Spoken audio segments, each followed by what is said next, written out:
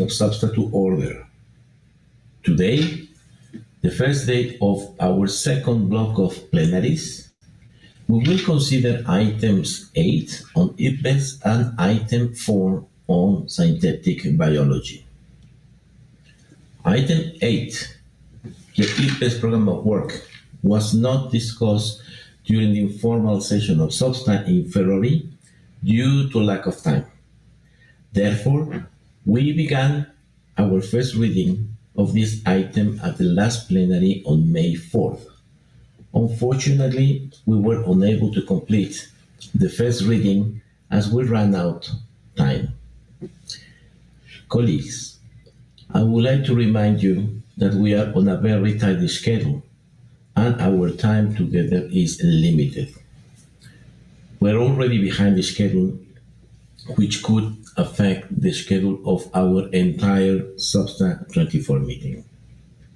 Therefore, I will proceed as follows. I would like to ensure that we complete this item at break time, about 8:20, 8:25 Montreal time. We will begin today by hearing the interventions from the 21 parties on our list from our last plenary on May 4th. This list is closed. We will then proceed to non-parties, the IPBES Secretariat, and as time allows, to major stakeholder groups and other observers. I do thank you in advance for your comprehension and collaboration.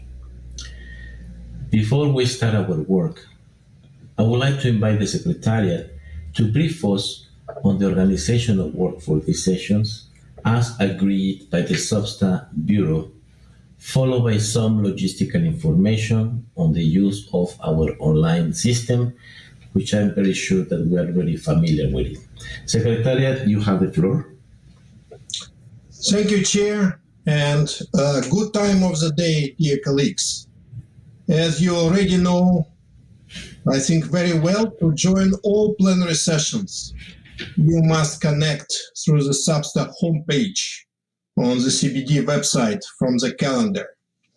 And we ask you not to save the interaction link into your browser, as plenaries and contact groups are different meetings, but instead to join the meeting from the Substa homepage.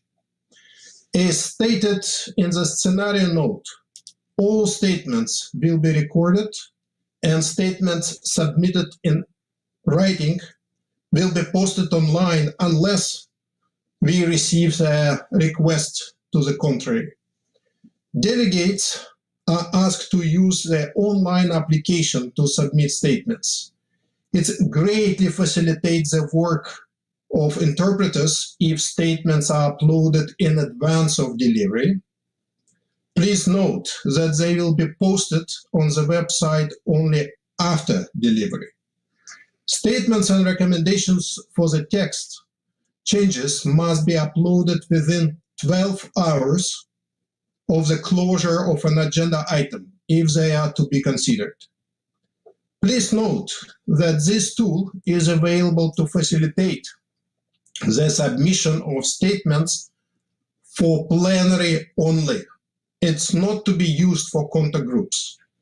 Please be sure to include the name of your country or organization and the agenda item on the first page of the document that is uploaded. Uploading instructions were included in your priority pass email, along with your dedicated link, which leads you directly to the upload page.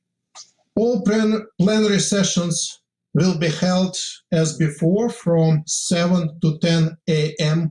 Montreal time, with a 15 minutes break approximately midway through each session. Please note that plenary sessions will become active for you to connect 90 minutes before start time. The Secretariat will provide technical training and testing 60 minutes before each plenary. Statements on each agenda item will be limited to 5 minutes on behalf of regions groups and 3 minutes for individual parties. For major groups, each statement is limited to 4 minutes, and for other individual observers to 2 minutes as time allows. A clock is provided for you on the screen to help you to manage your time. But please, do not speed up your reading, as it will be very challenging for interpreters to follow you. If any speaker encounters connectivity issues that prevent them from making their statement, they should contact the Secretariat to make alternative arrangements. Regarding the use of the online system, when the chair opens the floor for interventions, if you wish to speak, please press the raise hand button at the bottom of your screen, which will turn yellow. Your request will be entered in the queue list visible to the chair. When the chair gives you the floor, the moderator will activate your microphone and the status bar will turn red on your computer. Please wait a few seconds after the status bar turns red and then start speaking. In the event that chair gives you the floor to speak and you have not raised your hand, please press the raise hand button so the moderator can see you on the list and activate your microphone, turning the status bar to red and enabling you to speak. We would also like to remind participants that the chat box is for brief communication mainly regarding any need for technical support and for parties to express their support for statements by observers during contact groups and consideration of CRPs, and therefore to keep your remarks here short.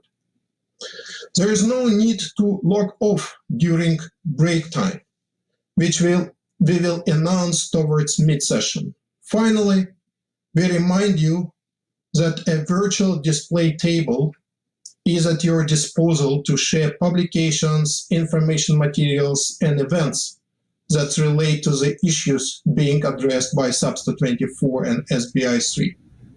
Please click on the tab Virtual Display Table located on the right-hand side of the web portal of the SBSTTA and SBI meetings. Thank you. Thank you very much, Secretariat. Dear colleagues, when we adjourned on May 4th, we had the following parties on the list of speakers: Finland, Cambodia, Colombia, Portugal, China, Morocco, Canada, Belgium, Indonesia, Peru, Norway, EU, Ecuador, Ethiopia, Bosnia Herzegovina, Germany, South Africa, Chile, UK, Spain, and France. Once the list of parties is exhausted, I will call on non-parties followed by the IBE Secretariat. And if we still have more time before the break, major stakeholders groups and other observers. I will call on the parties in the queue individually, so please raise your hand only when I call your name. I would like to remind you that if technical issues arise, please use the green question mark in the bottom right corner of the meeting home page to request technical assistance. I will take the first interventions. I've been advised that South Africa would like to finish the intervention on behalf of the African region, followed by Finland and Cambodia. South Africa, you have the floor. Thank you so much, the chairperson. Can you hear me? Okay, thank you. South Africa delivers this statement on behalf of the Africa Group. Africa welcomes the progress made by the EBS in achieving the implementation of its work program. Africa also acknowledges the substantial contribution and benefits gained from the EBS assessment to the work of the Convention, particularly on the compilation of the GBO5 and in development of the post-2020 Global Biodiversity Framework. Africa calls for a robust capacity building to enhance the role of national focal points and other relevant officials in undertaking national and local assessment to feed into the regional and global assessment. This will assist in identifying gaps and strengthening regional assessment as well as in directing conservation actions accordingly in order to a better achievement of the 2050 vision of living in harmony with nature. Mr. Chair, as noted in paragraph 24 of document 8 of SBSTTA-24, EBS decided to reconsider at its 9th session on the plenary the request, inputs and suggestions received in time for consideration at the session, including for a second global assessment of biodiversity and ecosystem services and for an assessment on ecological connectivity. Therefore, Africa has a suggestion in terms of Can paragraph. you slow down a little bit, please, for interpreters? Pardon? If you can speak a little bit slower, please, for interpreters. Okay, thank you. While noting the reconsideration of the assessment on ecological connectivity, the actual proposed draft decisions, as included in document 8, it omits any text in support of the assessment on connectivity and only focus on the second global assessment, of which we would like to provide an additional information in paragraph 5 of the draft recommendation, whereby we would like to request that we invite the platform to prepare an assessment on ecological connectivity. Africa also welcomes the scientific and technical cooperation between the EBS and the Intergovernmental Panel on Climate Change, as with the thematic assessment on land degradation and restoration that supported the use of ecosystem-based approach to climate change adaptation and mitigation. The collaboration with the IPPC is likely to yield a beneficial synergies. However, Africa is of the view that the climate biodiversity nexus, particularly nexus assessment, should not be overrun by climate and energy dominance. Furthermore, the nexus assessment should also highlight the risk and impacts on biodiversity, particularly when pitching nature-based solution or biodiversity in adapting and mitigating climate change. Africa welcomes and acknowledges the progress in scoping of the nexus assessment and the transformative change assessment, and looks forward for the consideration for approval and initiation at the 8th meeting of EBS. We are of the view that there are synergies between these two upcoming assessments and that these synergies should be explored further without duplication. There are high expectations for the transformative change assessment, and we are of the view that EBS philosophy of being policy relevant and not policy perspective will come through in particular assessment and summary for policymakers. Chair, in conclusion, we would also like to see an adequate balance of policy and science, including the numerous African transformative governance framework that exist, some of which have been captured in the EBS African assessment. This should include some consideration of geopolitics and social political paradigms as it affects biodiversity and ecosystem service. Thank you.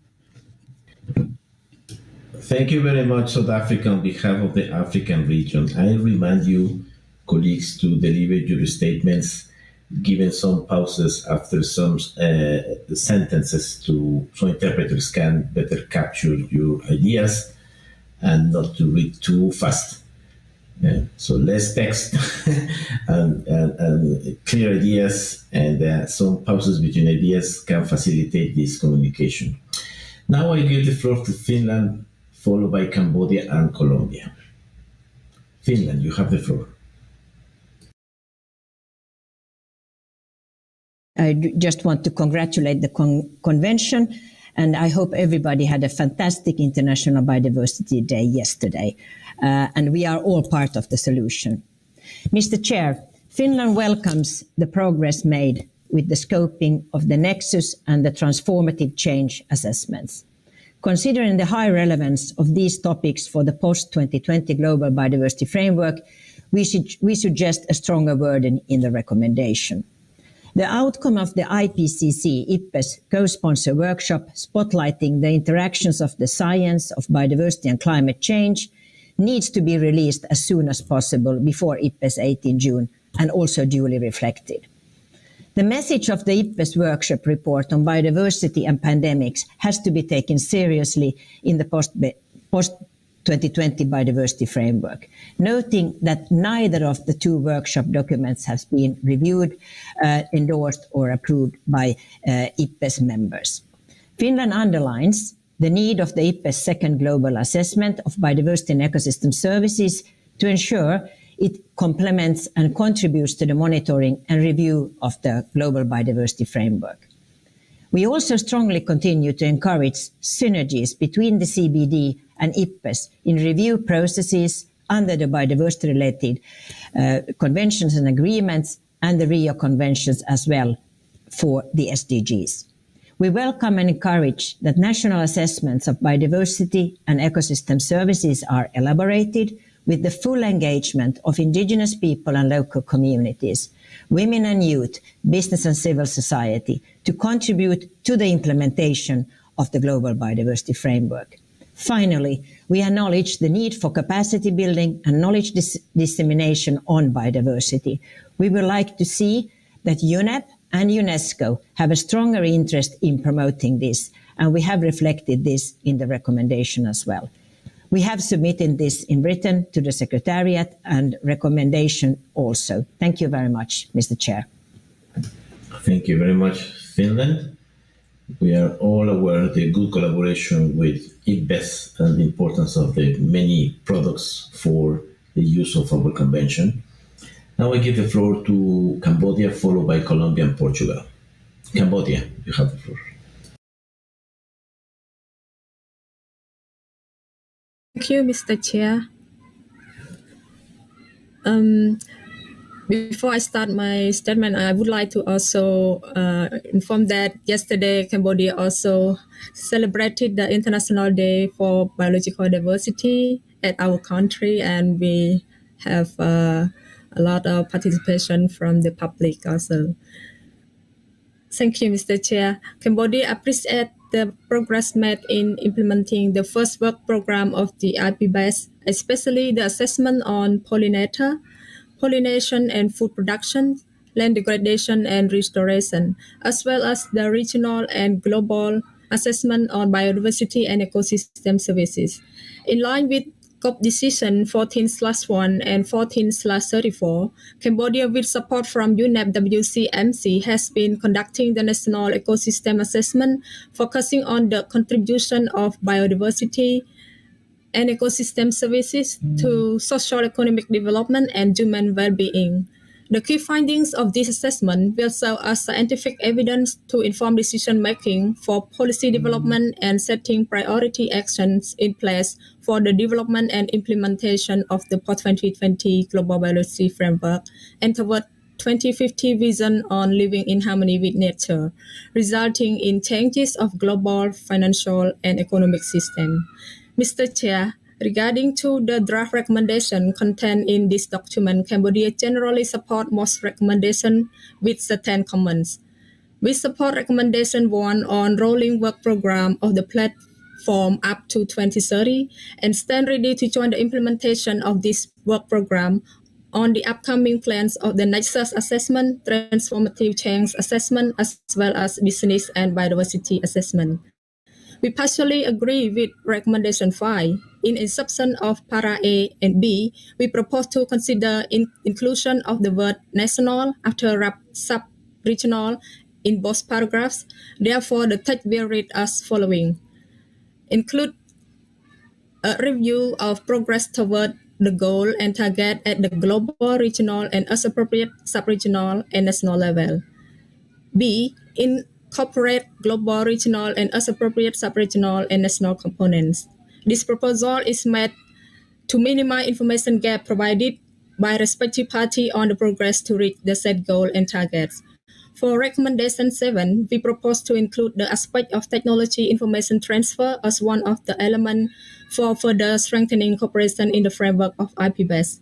Concerning the last recommendation 8, Cambodia fully agree with the importance of ecosystem assessment at national level. However, we experience the challenges of inadequate resources for conduction of its assessment and with full participation from stakeholders. Therefore, we would like to propose the reflection of organization with agency and inclusion of and financial after technical. Thank you, Mr. Chair. Thank you very much, Cambodia, and for the support to work with IPBES and in particular assessments at subnational level. Now I give the floor to Colombia, followed by Portugal and China. Colombia tiene la palabra. The floor, Colombia. Colombia welcomes the articulation of work between the CBD and IPBES secretariats, and we reaffirm the importance of decision-making based on science evidence. For this reason, Colombia strongly supports the rolling work program of the platform up to 2030. Colombia considers that the One Health approach needs more relevance in the nexus assessment, bearing in mind the current situation of the pandemic and taking into account the contribution of biodiversity to healthy habits. The nexus assessment should also address how changes in land use, such as deforestation, increase the health risks. Furthermore, we strongly support the identification of nature-based solutions as a key element in the nexus assessment. Nevertheless, we suggest not to limit their potential only to the conservation and sustainable use of biodiversity, since nature-based solutions constitute a cost-effective tool that provides co-benefit for other many socio-environmental challenges, including climate change, biodiversity loss, desertification, disaster risk reduction, human health, and well-being. In this line, Colombia proposes to include a reference in the numeral 2 of the suggested recommendation to invite joining efforts with other organizations such as the International Union for Conservation of Nature that have vast experience implementing nature-based solutions in order to provide more scientific and technical evidence of the interlinkages among biodiversity, water, food, and health. Preferring the use of national ecosystem assessment carried out under the IPBES methodology, we consider that these assessments have been relevant in the identification of the states of the biodiversity at the national level. Therefore, we should take into account the scientific and technical evidence of the national ecosystem assessments to the negotiation and in the implementation of the GBF and its monitoring framework. Finally, Mr. Chair, Colombia considers important and supports the proposal contained in the numeral 5 of the suggested recommendation related on the elaboration of a second global assessment of biodiversity and ecosystem services. Gracias, señor presidente. Muchísimas gracias, Colombia. Una vez. Thank you, Chair. And thank you very much for underlining the strong collaboration between IPBES and CBD. And congratulations for your excellent presidency of IPBES. And Morocco. Thank you, Mr. Chair. Thank you, Mr. Chair. Portugal claims the high quality of the IPB's work and its relevant contribution to improving knowledge base for the conservation and sustainable use of biodiversity of fundamental importance for long-term human well-being and sustainable development.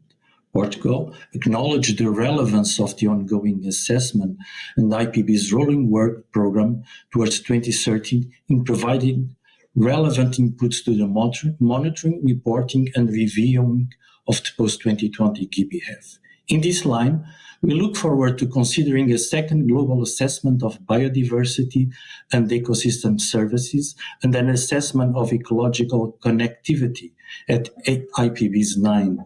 It is also crucial that all IPB's deliverables are considered in a systematic and regular manner in the implementation of the Convention.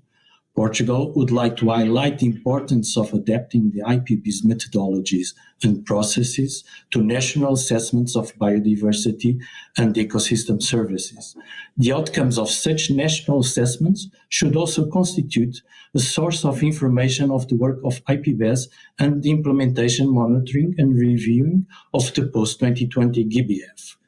We welcome the cooperation between the Intergovernmental Science Policy Platform on Biodiversity and Ecosystem Services and the Intergovernmental Panel on Climate Change. The cooperation between these two bodies is of fundamental importance, and we should further encourage with a view to supporting an integrated approach. Finally, Portugal considers that the outcome of the IPCC and IPB's co-sponsored workshop spotlighting the interaction of the science of biodiversity and climate change needs to be reflected appropriately in the draft recommendation and in the development of the post-2020 GBF. Thank you, Mr. Chair.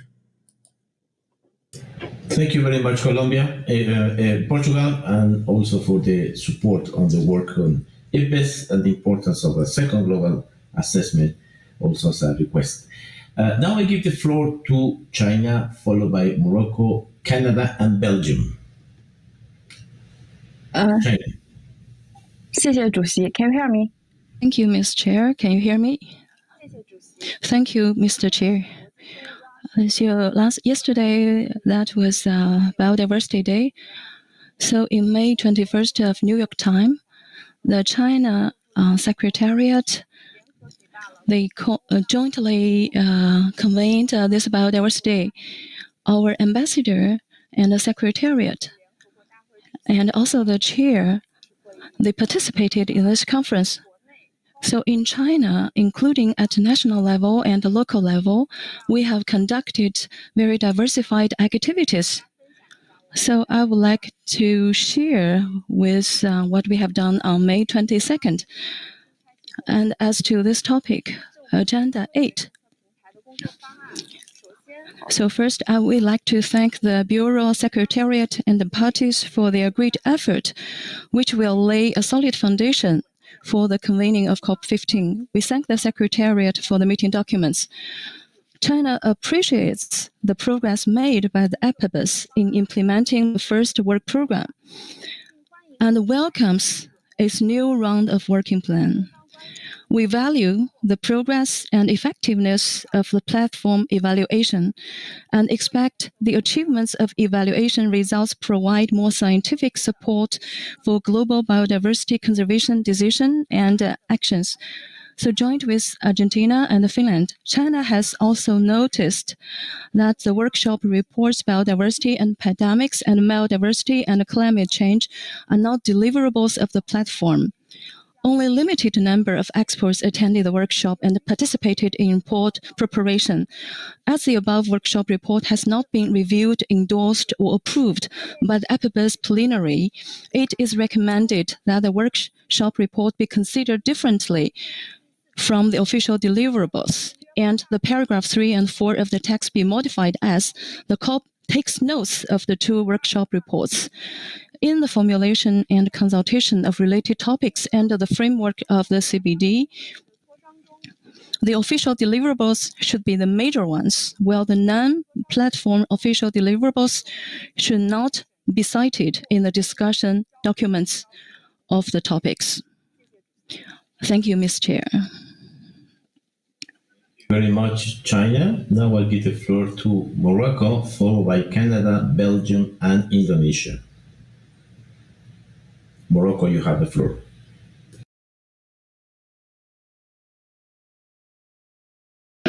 Merci, Monsieur le Président. Thank you, Mr. Chair. Morocco would like to underscore that Morocco celebrated the World Day Biodiversity last Friday and that the minister took part in that event. Morocco welcomes the statement made by the African group and welcomes the various IPBES products, including the assessments currently underway. We make special mention here of the Global Assessment Report on Biodiversity and Ecosystem Services, which is the culmination of a series made up of several IPBES methodological and thematic assessment reports. While supporting the rolling work program of the platform up to 2030, Morocco calls for a wider distribution and greater utilization of existing IPBES products. In fact, Morocco believes it important to increase the use of these assessments at the national level, as they provide an evidence base that meets the needs of different sectors, encourages integration of knowledge, and serves as a basis for reviewing other priorities. To meet the needs of the post-2020 Global Biodiversity Framework, a second Global Biodiversity and Ecosystem Services Assessment would be advisable. This second global assessment could build upon the assessments done under the rolling work program, namely, review of progress towards the goals and targets at the global and regional levels, assessment of the interlinkages among biodiversity, water, food, and health, assessment of the underlying causes of biodiversity loss and the determinants of transformative change, as well as options for achieving the 2050 vision for biodiversity. Finally, Mr. Chair, we believe that IPBES could consider supporting assessments at the national level and strengthening cooperation on the sharing of data and knowledge, and on capacity building. Un nouveau domaine de travail éventuel pourrait porter sur le soutien méthodologique au niveau national du suivi et de l'établissement de rapports nationaux relatifs à l'état et aux tendances de la biodiversité et des services écosystémiques et également aux moteurs de leur transformation. Merci, Monsieur le Président. Merci, le Maroc. I will give the floor to Canada, followed by Belgium, Indonesia, and Peru. Canada, you have the floor. Thank you, Mr. Chair. Canada recognizes the important role that IPBES plays in developing, sharing, and transferring the knowledge base for biodiversity and would welcome the continued collaboration between the CBD and IPBES. Canada is of the view that the deliverables of the IPBES rolling work program align very closely with the specific CBD requests for the platform and should be highly relevant for the implementation of the post-2020 Global Biodiversity Framework. We appreciate the agreement from IPBES to take on this work. Any further requests to the IPBES related to the post-2020 should consider the mandates and existing work programs of both organizations to ensure their complementarity. Canada would therefore welcome the proposed recommendations for document CBD/SBSTTA-24/8 with just a few changes. First, in order to have consistency between paragraphs 2, 3, and 4, and to better align wording with that used by IPBES, we are proposing textual changes to also welcome the scoping reports of the Nexus Assessment and the Transformative Change Assessment, and add a footnote to specify their pending approval by IPBES at its 8th meeting. We would suggest adding a clarification to paragraph 5 and its subparagraph 5A so that the post-2020 GBF related work and decisions will be taken into account in requests for IPBES at its 9th session. Third, Canada would also like to propose some minor changes to paragraph 6 in order to clarify the intention of the recommendation and to ensure that IPBES' role in monitoring and reporting at the national level remains a guidance role. Fourth, Canada would welcome that paragraphs 7 and 8 of the recommendation should be interchanged so that the current paragraph 8 would follow paragraph 6 as they are related. Finally, and in line with our proposed changes to paragraph 6, Canada would suggest that the title of the annex be changed to Building Capacity to utilize national ecosystem assessments informed by the Intergovernmental Science Policy Platform on Biodiversity and Ecosystem Services to support the implementation of the post-2020 Global Biodiversity Framework. By doing so, we would additionally suggest that a reference to the annex could be included in the current recommendation 8, then 7 after our previous suggestion. Canada will be providing the suggestion in writing to the Secretariat. Thank you, Mr. Chair. Thank you, Canada. We look forward to see those changes in order to prepare the CRP, including this information. Now I give the floor to Belgium, followed by Indonesia, Peru, and Norway. Belgium, you have the floor. Thank you, Chair, and good day to everybody. With regards to Agenda Item 8 on the work program of IPBS, Belgium would like to propose a few amendments to the draft decision to better underscore, firstly, the relevance of all 4 functions of the IPBES for the work of the Convention and the respective deliverables. CBD thus needs to consider all IPBS deliverables in a systematic way and needs to establish a regular process and schedule for systematic consideration of all IPBS deliverables for optimizing their use by SBSTA and the COP. Secondly, the need to further strengthen the collaboration between IPBS and IPCC, and the relevance of deliverables such as the upcoming workshop report for the development of the post-2020 Global Biodiversity Framework. Furthermore, Belgium supports the request for an IPBS assessment on ecological connectivity. We also support the request for a second global assessment, provided that the relationship with a possible future global biodiversity outlook or other global stocktake instruments as currently discussed under CBD/SBI/3/11 is clarified. And that this second global assessment, amongst other things, complements and contributes to the monitoring and review of the post-2020 Global Biodiversity Framework. Details need to be further worked on by both IPBS and the CBD. Belgium will need more clarification regarding a possible request to the platform to consider providing methodological support to help and assist monitoring and reporting of status and trends in biodiversity and ecosystem services and of the drivers of their change. Belgium will submit these amendments to the draft recommendation in writing. Muchas gracias, señor presidente. Thank you very much, Chair. And thank you for your suggestions. Now I'll give the floor to Indonesia, followed by Peru, Norway, and the EU. Indonesia, you have the floor. Thank you, Chair. And happy World Biodiversity Day to all parties. Indonesia extends gratitude to IPBES for their hard work on Global Assessment Report. We support the action plan presented on 7 IPBES to contribute to post-2020 GBF. Indonesia fully supports scientific research and technology advancement, which will benefit biodiversity conservation, genetic resources, and biosafety mainstreaming.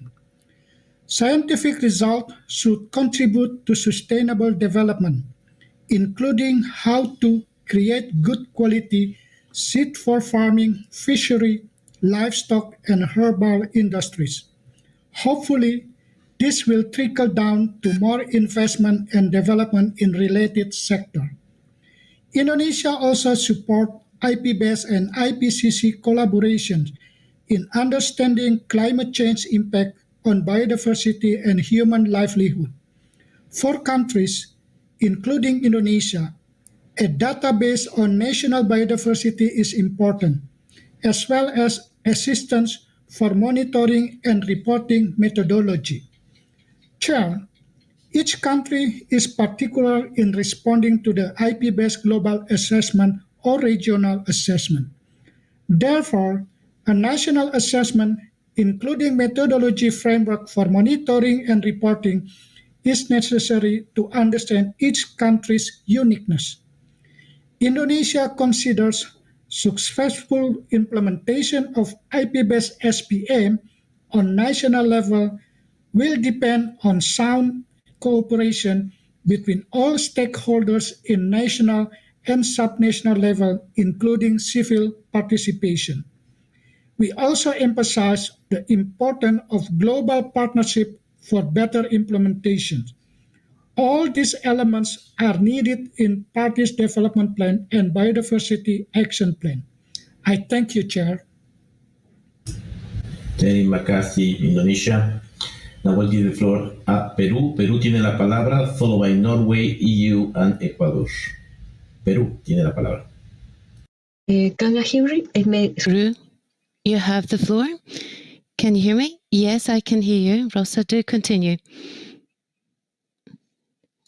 Peru also wishes us all a happy International Day of Biodiversity, and we had a national event where we went through the whole convention from a photographic point of view.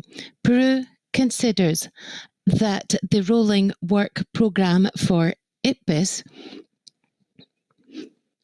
on biodiversity and ecosystem services up to 2030, including priority assessments in order to meet with the Convention's objectives. And we also need to have the methodological assessment on the many values of nature and its benefits, and also the thematic assessment on the sustainable use of wild species, and the thematic assessment of IES, invasive alien species, and the thematic assessment of the interlinkages between biodiversity and water, food, and humans and health. This will allow us to understand the interlinkages and further mainstreaming of biodiversity. And amongst the main considerations, the thematic assessment on the underlying causes leading to loss of biodiversity and the determinants for transformative change so that we can attain the 2050 vision.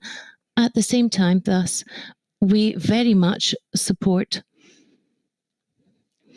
having a second global assessment on biodiversity and ecosystem services, and also the assessment on ecological connectivity. Finally, we believe that it's urgent to consolidate the process for methodological assistance to help with monitoring and also the sharing of information at a national and international level on the situation of the biodiversity trends and ecosystem services, and also the drivers leading to biodiversity changes. So it's vital to create and reinforce capacity for national assessments of ecosystem services which are in line with the needs that have been identified, so that we can link up science, policy and development. And that means that we need to reinforce national scientific standard platforms. So we support, in fact, what has been said by Colombia in their statement. Thank you very much, Chair.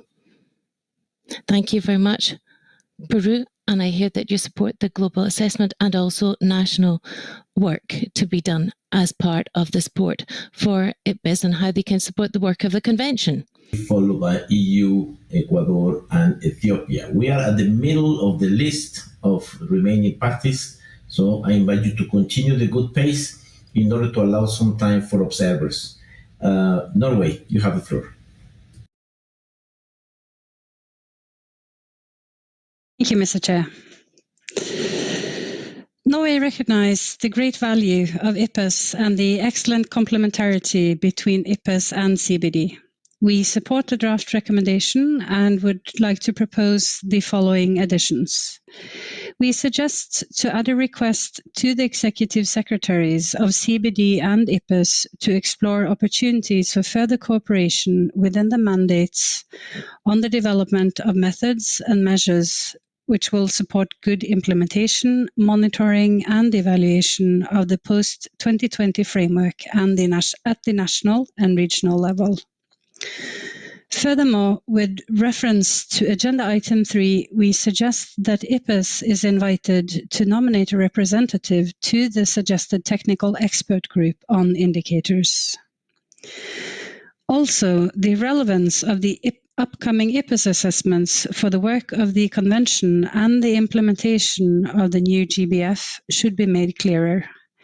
This is especially the case for the IPES assessment on transformative change. We suggest that IPES is invited to make this report available for the midway evaluation of the post-2020 framework, respecting the mandate of both IPES and the CBD. And finally, we request that the recommendation includes a specific invitation to the platform to prepare the assessment on ecological connectivity. We believe both this assessment and the second global assessment on biodiversity and ecosystem services can be expected to highly contribute to the implementation of the post-2020 global framework. We have submitted some proposed text changes in writing. Thank you, Mr. Chair. Tack, Norway, and thank you for your suggestions. I'm sure Secretary is taking note of them. Now I'll give the floor to EU, followed by Ecuador, Ethiopia, and Bosnia and Herzegovina. EU representative, you have the floor.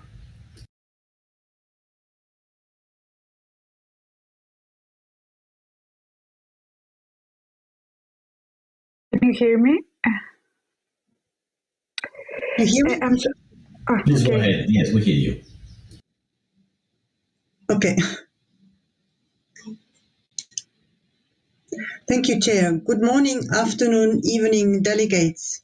The EU would like to thank the Secretariat for the preparation of this agenda item and all related documents. The EU supports the statement submitted by Portugal, Finland, Belgium and Colombia. The work of IPES, including its expert workshop reports, have significantly contributed to raise public and political awareness on the dramatic loss of biodiversity we are facing. We find that Substa should ensure full inclusion of IPES deliverables and knowledge items in the CBD processes. We think it is important that CBD considers all IPES deliverables in a systematic way, and we need to establish a regular process and schedule for systematic consideration. We think there is a need for science policy reinforcement before COP15. This could be achieved through, for instance, the organization of a thematic IPES workshop on goals, targets and indicators. Finally, the EU proposes amendments to the draft recommendation derived from the draft recommendation suggested in the WIM report. Thank you, Chair. Thank you very much, EU. Now I give the floor to Ecuador, followed by Ethiopia, Bosnia and Herzegovina, and Germany. Ecuador tiene la palabra. You have the floor, Ecuador. Good morning, Chair. Ecuador thanks the efforts that have been undertaken by the Secretariat to consolidate the working and technical relationship with IPES, and we think it's important to continue with actions that will allow us to reinforce this support when we're systematizing and compiling and analyzing future assessments and technical and scientific aspects that are related to biodiversity and ecosystem services, so that there will be a technical basis for the deliberations of the Convention on Biodiversity and also its protocols as a member country of the International Amazon Treaty Organization. At the beginning of the year, there was a document developed to deal with biodiversity status and ecosystem services in the Amazonian region, and also the Amazonian biodiversity work. In this, we're trying to ensure that the guidelines and the methodological framework of IPES can actually be applied at a regional level. Turning now to the document Substa 24/8. Our specific comments are as follows. First of all, in paragraph 1 under A in the 5th line, we need to maintain the sectors that have relations with biodiversity. This is because the documents that are being analysed for the 8th plenary of IPES have included the energy sector, and this is something that has not been requested in decision 7/1 of IPBES, and then recommendation 2, we suggest that we should change the words welcome with the words note and delete the reference to exploration of the transformative change and also the reference of approval and initiation. And then on recommendation 4 in the third line, after talking about climate change, we suggest the following. We should thank the work of the workshop and then continue with the initial drafting. And then recommendation 6, in the first line, we suggest that instead of saying help and assist, we should say assist in monitoring and reporting. And then finally, in recommendation 7, they suggest that we should change the words as regards strengthening cooperation. Thank you very much, Ecuador, for those recommendations. Unfortunately, we did not have the text. And Chile. Ethiopia, you have the floor. Thank you, Mr. Chair. Ethiopia supports statement made by South Africa on behalf of the African Group. Ethiopia also acknowledges the contribution of the EPS assessment, which assisted a great deal in strengthening the capacity of national focal points, developing policy and plan of actions, enhancing decision-making and the evaluation of policy in order to address key gaps at national and global levels. It is also well recognized that its assessment, either directly or indirectly, have become useful input for the GBO5 development, as well as in the development of the post-2020 GBF. Furthermore, Ethiopia would like to emphasize on the following issues. Ethiopia believes that the collaborative works by the Secretariats of EPS and the CBD, principally the joint communication strategy, as well as organization of the dialogue platform that involves the participation of IPLDC representatives as well as authors of the two conventions, ensures the incorporation of the knowledge of the indigenous people in the local community into science, which maximize the practical implementation of the convention at grassroots level, and this has to be enhanced. Second, the climate biodiversity nexus assessment has to emphasize climate impacts and risks on biodiversity. Ethiopia supports the submission of further areas of request that supports the implementation of the post-2020 Global Biodiversity Framework, including methodological support to assist monitoring and reporting at the national level of status and trends in biodiversity and ecosystem services and of the drivers of their change.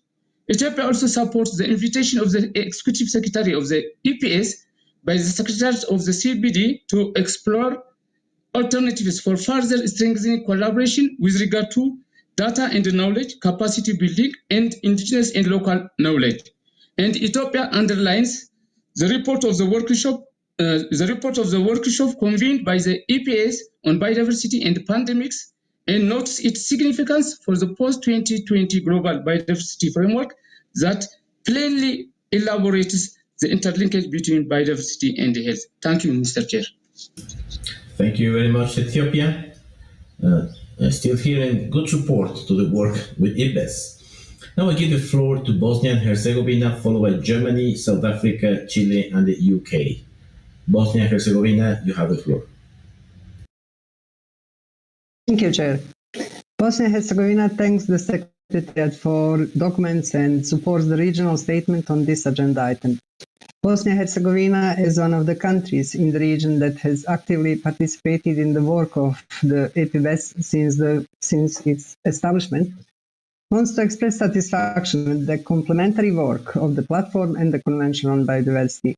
Global and regional scientific and traditional knowledge on biodiversity assessed through the work of the platform today greatly contributes to better informed decision-making at the global and regional level. On this occasion, we would like to emphasize the equal importance of all objectives and all deliverables of the EPBES rolling program for the implementation of the Convention at all levels. In this regard, we welcome the joint communication activity of GBO5 and Global Biodiversity Assessment. However, it is clear that the key arena for the implementation of the Convention is the national level.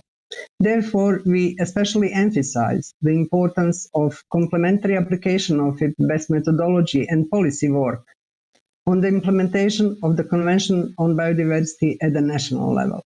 We are pleased to emphasize that Bosnia and Herzegovina is one of the countries where the National Ecosystem Assessment Initiative is implemented. The initiative is hosted by the UWCNC.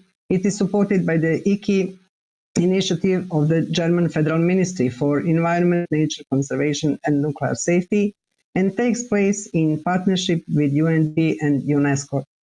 We believe that access, assessment, and management of data and generation of new and integration and communication of existing knowledge represent important and significant capacity building and policy support for the implementation of the Convention at national level. We consider this should be better reflected in suggested recommendations. In this regard, we propose the addition of the text in paragraph 7 of suggested recommendations, and proposal for additional text will be submitted to the Secretariat. Thank you, Chair. Thank you very much, Bosnia and Herzegovina. Now give the floor to Germany, followed by South Africa, Chile, and España.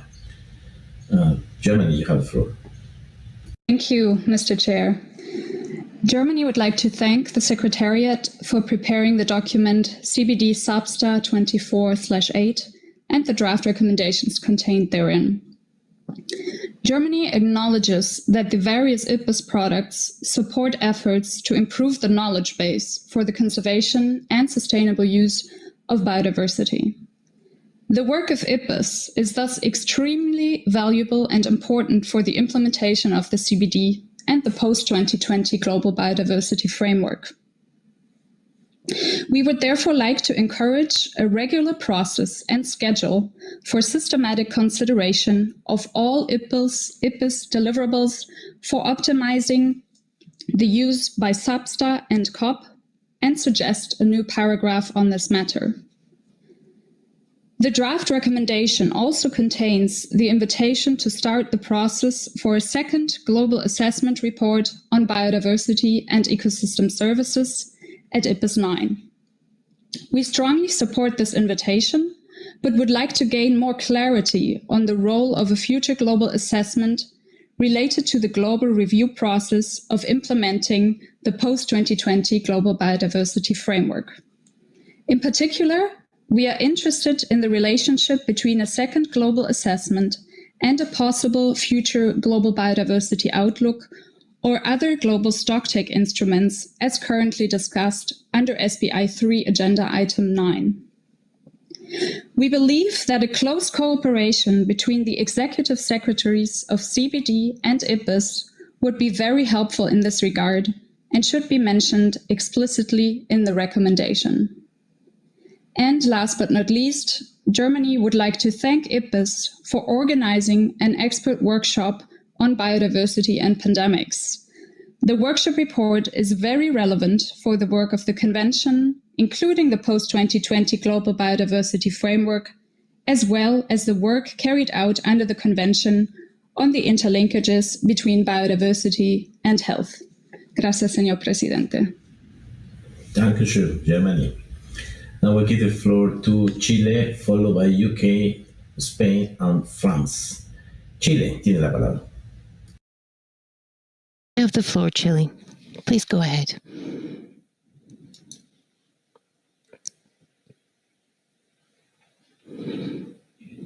Please go ahead, Chile.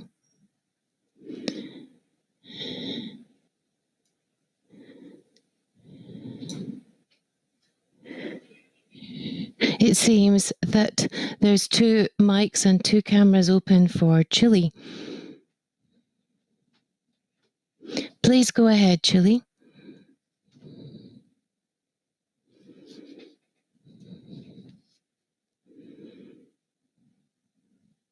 Well, there seems to be a few problems with Chile, so let's go on to the UK for the moment.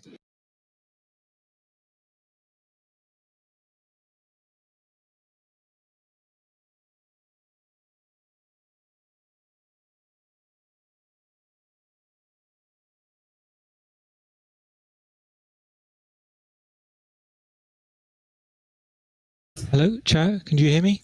Yes, Andy. Please go ahead. Thank you, Chair.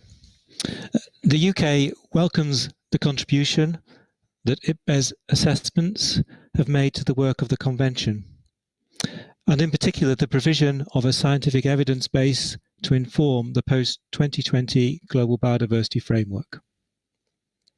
We also take note of the important ongoing work on the multiple values of nature, sustainable use of wild species and invasive alien species, and we recommend that COP15 requests Substa to review the findings on these assessments when they become available. As COP15 will take place after the 8th IPBES plenary, then COP may want to welcome the progress made on scoping and possible launch of the Nexus and Transformative Change assessments. We therefore note that this aspect of the draft COP15 decision may need to be reviewed when the outcomes of IPBES 8 are known. We further appreciate the efforts taken by the IPBES Secretariat to convene timely expert workshops on pandemics and biodiversity and climate change and biodiversity. We find these expert processes very useful as a supplement to IPBES assessments. We look forward to seeing the outcome of the workshop on climate change and biodiversity, and we encourage further collaboration between IPBES and IPCC. We agree that the parties at COP15 should invite IPBES to prepare a second global assessment on biodiversity and ecosystem services, which should be complementary to and provide an input to the work of reviewing the post-2020 Global Biodiversity Framework. The details of this request will need to take account of the monitoring framework and the review and reporting processes that are still in discussion under other agenda items at Substa and SBI. We suggest that further details of the request to IPBES are developed following COP15. Regarding the methodological support on monitoring and reporting processes in Para 6, we are unsure what sort of process could be supported by IPBES and would like further clarification from the CBD Secretariat on this proposal. Finally, we suggest elaborating on the tasks given to the Executive Secretary in paragraph 7 of the draft decision in order to facilitate full and effective engagement between CBD and IPBES processes and bodies. We will provide some proposed amendments to the recommendations in writing. Thank you very much, Chair.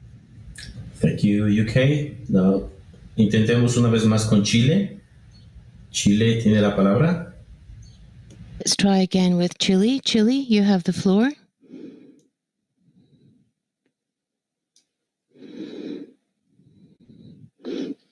Please raise your hand, Chile, so that we can give you the floor.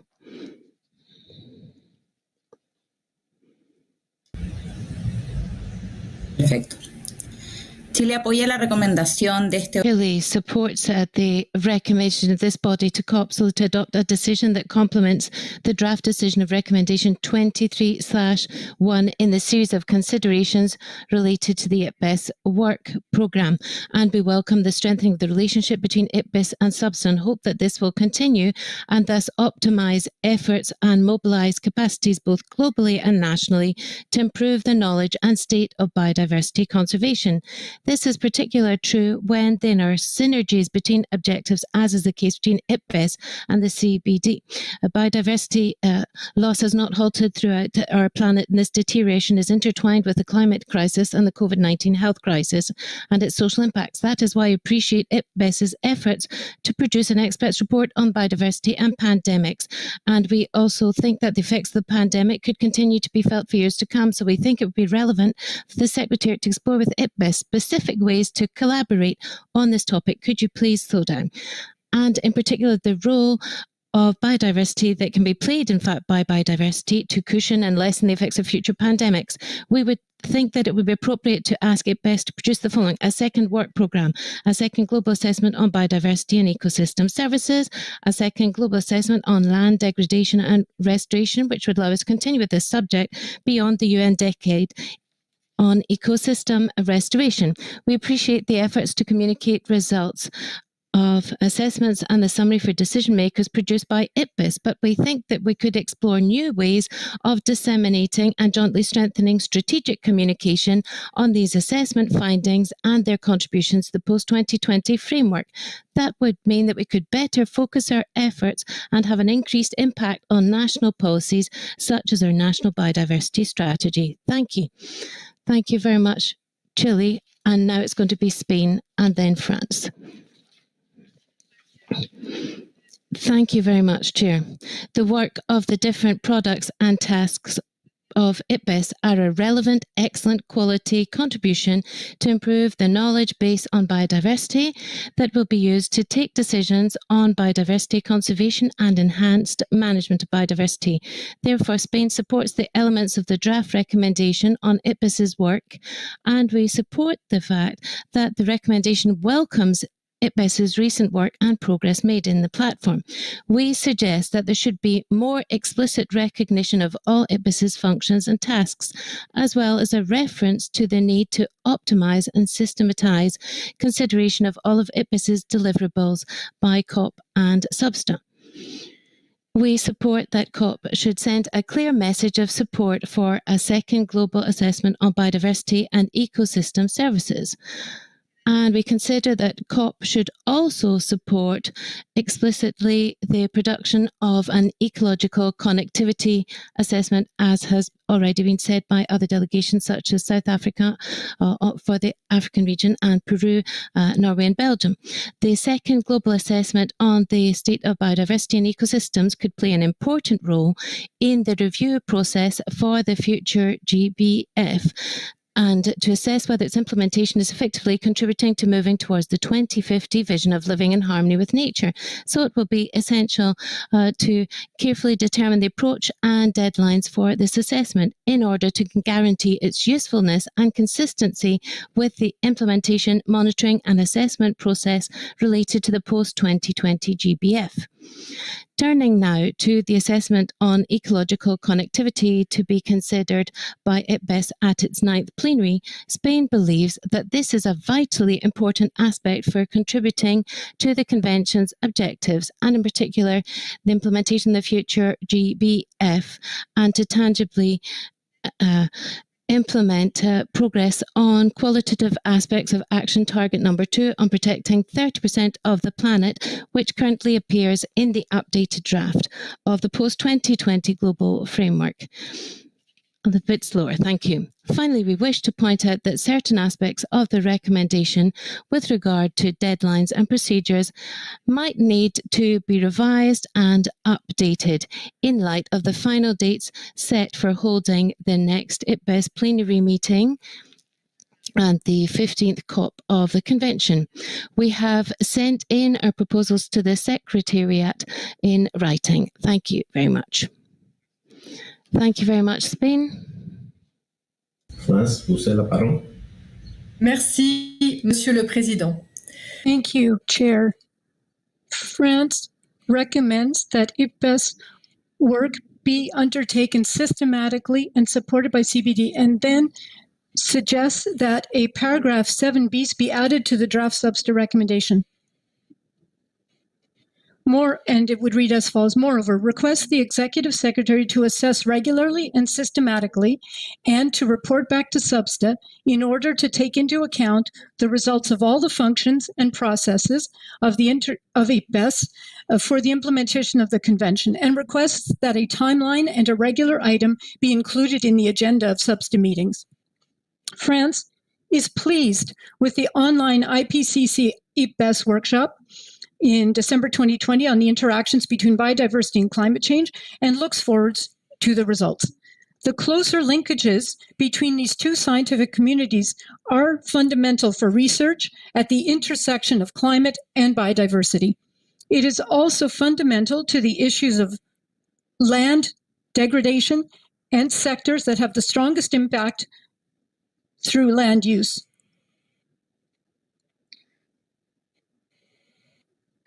As in the sectors agriculture and forestry.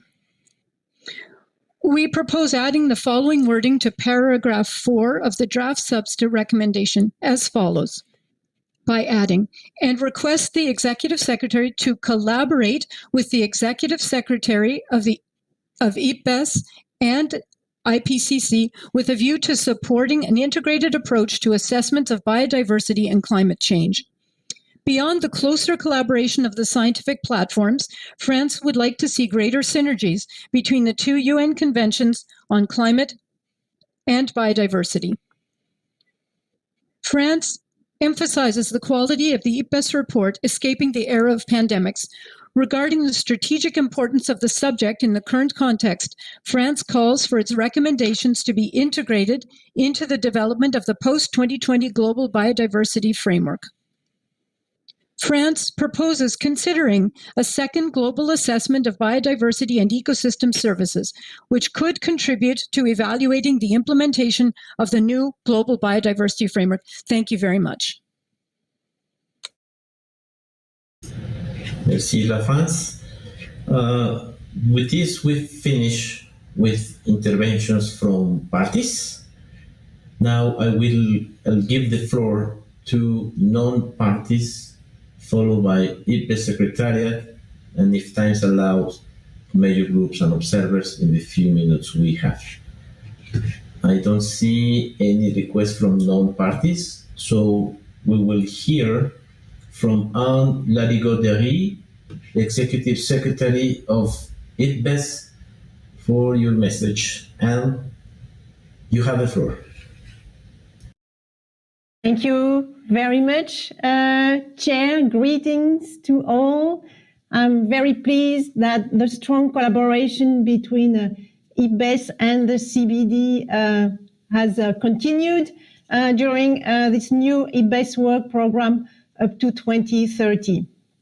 The IPBES assessments and the global assessment in particular are being widely used in the ongoing process to inform the development of the post-2020 global biodiversity framework, and the document SBSTTA-24/8 provides many other examples of the use of IPBES findings by the CBD. So concerning ongoing IPBES work, I'd like to make 4 points to update parties. Number one, IPBES is currently finalizing 3 reports, which were parts of its first work program. The assessment on values and the assessment on the sustainable use of wild species will be both considered at IPBES 9 next year in 2022. And the second external review of the sustainable use of wild species assessment is currently open until 10th of June. And the assessment of invasive alien species will be considered a year later at IPBES 10 in 2023. Secondly, IPBES released, as has been noted in October 2020, a report on biodiversity and health, focusing on pandemics and outlining some of the major issues which could be addressed, in particular in the future IPBES Nexus assessment. Thirdly, IPBES has now initiated work on the 3 new topics of the new work program up to 2030, which responds, as has been noted, to requests from COP14, among others. So that includes the scoping reports for the Nexus assessment and the transformative change assessments. And there is currently a preparatory process with governments ahead of IPBES 8 Plenary, which is coming up in a few weeks. And on the third topic, the scoping meeting on the business and biodiversity assessment, as we call it, it has a longer title. That scoping meeting took place a few weeks ago, and the scoping report on business and biodiversity is currently in preparation, but it will be considered at IPBES 9 only, meaning next year in 2022. And fourthly, IPBES and IPCC, that has been noted a lot, co-sponsored a workshop on biodiversity and climate change back in December 2020. and they are currently finalizing this workshop report. It will be coming out in a few days ahead of IBES 8. The two workshop reports on pandemics and on climate change both represent a contribution to the Nexus assessment. And I would like to also recall that the IBES and IPCC co-sponsored workshop process and reports were co-chaired by Professor Bob Scholes, our colleague and friend who very sadly, as many of you will be aware of, passed away a few weeks ago. Looking ahead now, the IBES 8 plenary is on our horizon. It will be held starting on 14, between 14 and 24th of June. Its main items include the consideration of the two scoping reports, which I just mentioned, Nexus and Transformative Change, as well as the consideration of interim work plans for the 5 IBES task forces, which are related to capacity building, to strengthening knowledge foundations, including indigenous and local knowledge, and to supporting policy, including scenarios and models. And the IBES 9 plenary in 2022 will indeed offer an opportunity, in particular, to include a second global assessment, which has been mentioned a lot into the work program of IBES. And that second global assessment could be prepared in time for the review of any 2030 targets. And IBES 10 in 2023 would offer an opportunity to add further topics.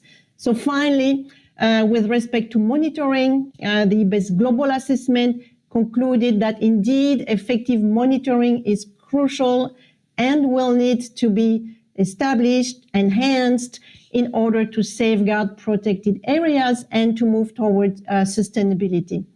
I thank you for your attention. Thank you very much, Anne, and congratulations for the excellent work that you summarize on the many activities on the IPES that are relevant to our convention now and in the future.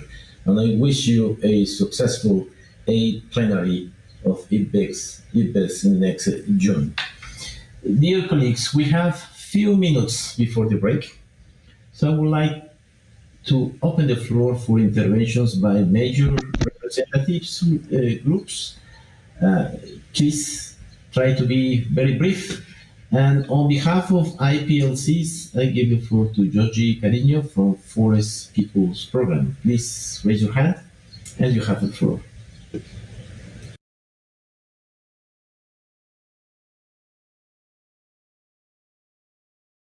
Thank you. Thank you very much, Mr. Chair. This is a statement on behalf of the International Indigenous Forum on Biodiversity.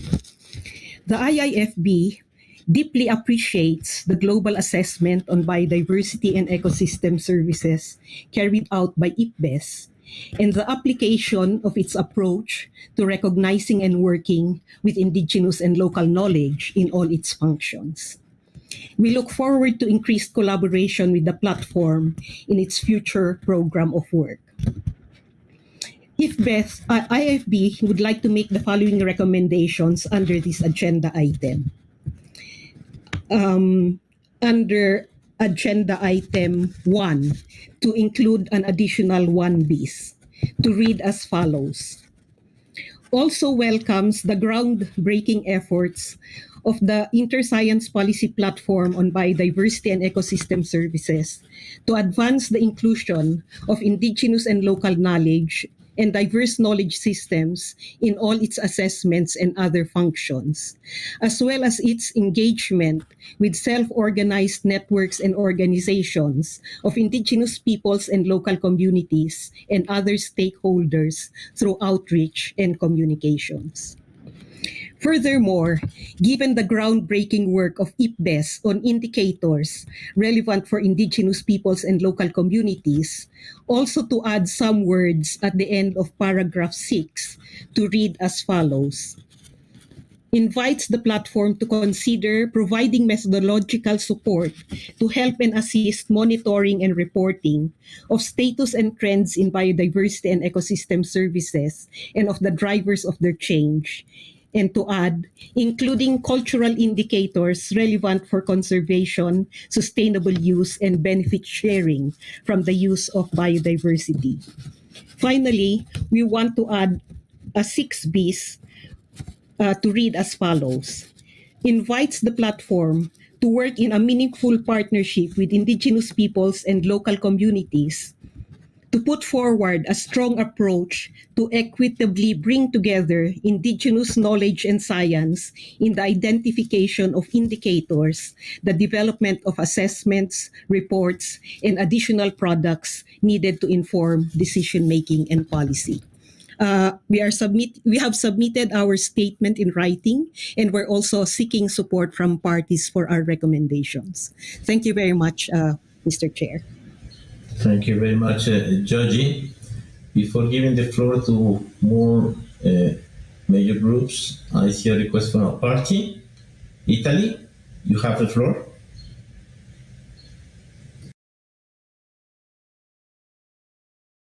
Thank you, Mr. Chair. And Italy is grateful to the Secretariat for the work done for this agenda item and wishes to appreciate the relevance and excellence of the IPBES products and to acknowledge the various IPBES outcomes support efforts. First, to improve and give greater solidity to the scientific knowledge basis for the achievement of the 3 objectives of the Convention and for long-term human well-being in a perspective of sustainable development and global health.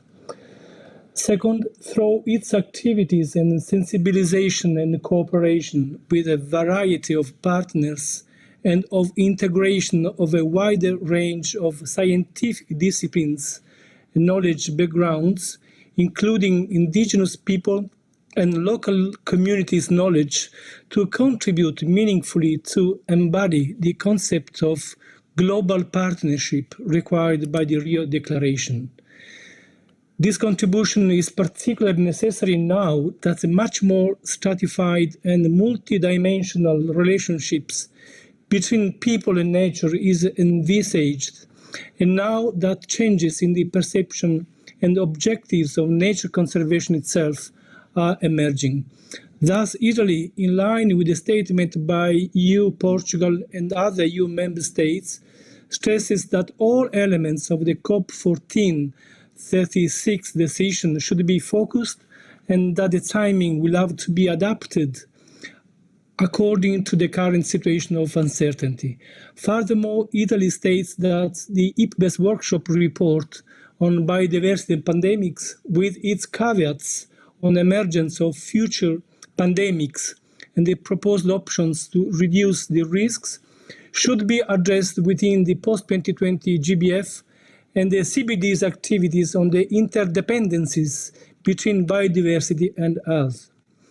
The outcome of the IPCC IPBES co-sponsored workshop spotlighting the interactions of the science and biodiversity and climate change must be effectively considered in the draft recommendation for COP15 and in the development of the post-2020 GBF. For the rest, Italy strongly supports the position expressed by European Union, other member states, and Colombia in particular, and the suggested amendments, specifically on more clarification on monitoring framework issue, to the draft recommendation on program of work of the IPBES. Thank you very much, Mr. Chair. Tante grazie, Italy. Now, on behalf of women organizations, I give the floor to FARM. Vinali Ray, you have the floor. Thank you, Mr. Chair.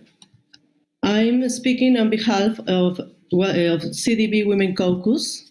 And less than a decade after its creation, the work and products of the Intergovernmental Platform on Biodiversity and Ecosystem Services, IPBES, have proved to be very useful and relevant to the work of the CDB and other conventions related to biodiversity.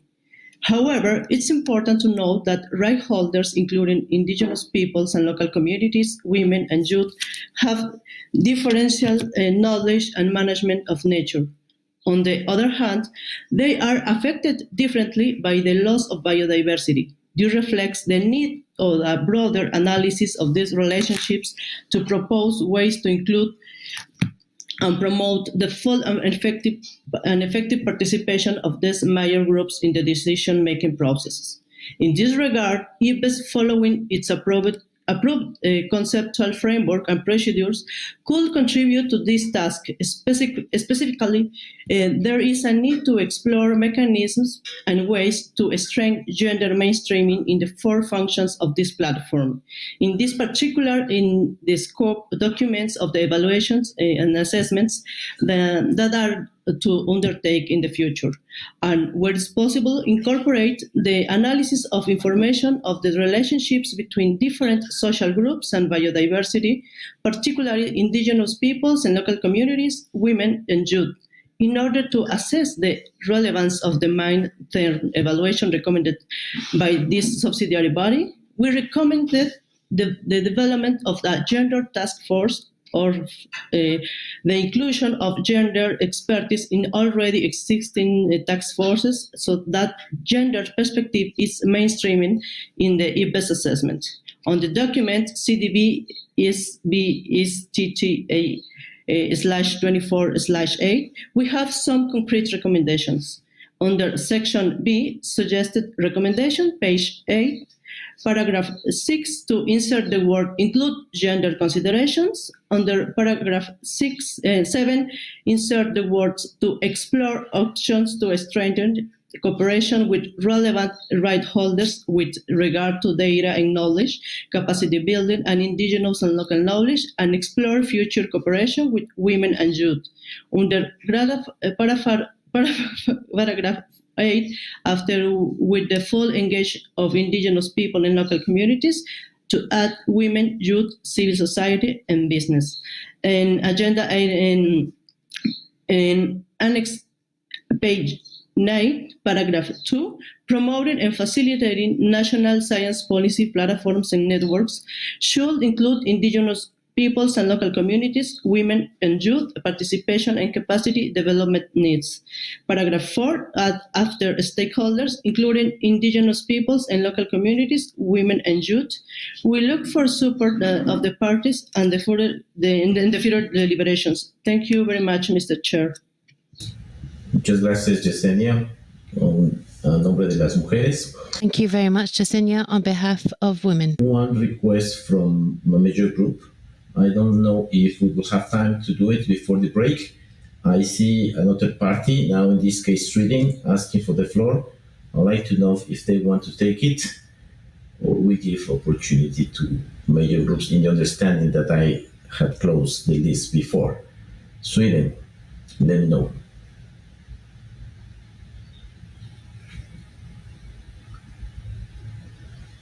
Sweden? Thank you, Mr. Chair. Yes, Sweden would like to support the statement made by the IPLC organizations. Thank you. Thank you very much for being so brief and to support this statement. I see that also Colombia in the chat supported. Thank you very much, Sweden. Now, the last major group, I give the floor to GYBN. I think it's Christian Fretes Ojeda. You have the floor.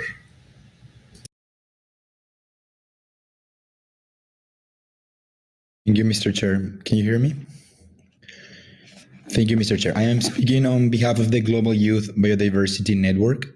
The IPBES Global Assessment is an admirable effort to synthesize the collective knowledge we have accumulated over generations on biodiversity and its crucial contributions to people. It sends an important message. To live in harmony with nature, we need profound transformative changes across our economic, social, political, and technological systems. While the documents on this item tell us that the IPBES deliverables are already being systemically considered in the work of the CBD, we believe current efforts fail to match the ambition the assessments call for. The CBD should stop the same and adopt a deeper, more holistic approach to taking up these outcomes beyond endorsement. We also call all parties to upscale their efforts to match the transformative changes needed for reaching the 2050 vision. We recognize the sincere efforts of IPBES to draw from diverse knowledge systems, particularly indigenous and local knowledge, in producing its assessment. We hope that further efforts will be made to ensure that these processes carry on ethically and respectfully, respecting and understanding the validity of indigenous knowledge in its own right, closing existing power and resource inequalities between different knowledge systems, and navigating the limitations of Western science to completely capture the complexity of indigenous knowledge. We also feel that it is important for the draft decision to reinforce that the CBD, as key users of IPBES products, encourages IPBES to address the 6 overarching areas that require attention as identified by the review panel, including the need for IPBES to be more intentional about its ultimate impact on biodiversity and to develop a more strategic approach to its stakeholders. Regarding a second global assessment, the draft decision should reflect the need for such an effort to avoid duplication of work, such as with respect to a possible future global biodiversity outlook. Additionally, resources overall should be allocated appropriately, without neglecting activities such as supporting community-based monitoring and enhanced implementation on the ground. Finally, we would like to request for party support for the following text proposal. We propose an addition on the following words to the end of paragraph 6 of the draft decision, which invite IPBES to consider providing methodological support for monitoring. We propose to add at the end of the words as follows, quote, as well as identifying and developing relevant indicators on stakeholder and rights holder engagement in biodiversity decision-making, cultural diversity, and rights-based indicators, such as those monitoring customary land tenure, equity, and gender responsiveness. Thank you, Mr. Chair.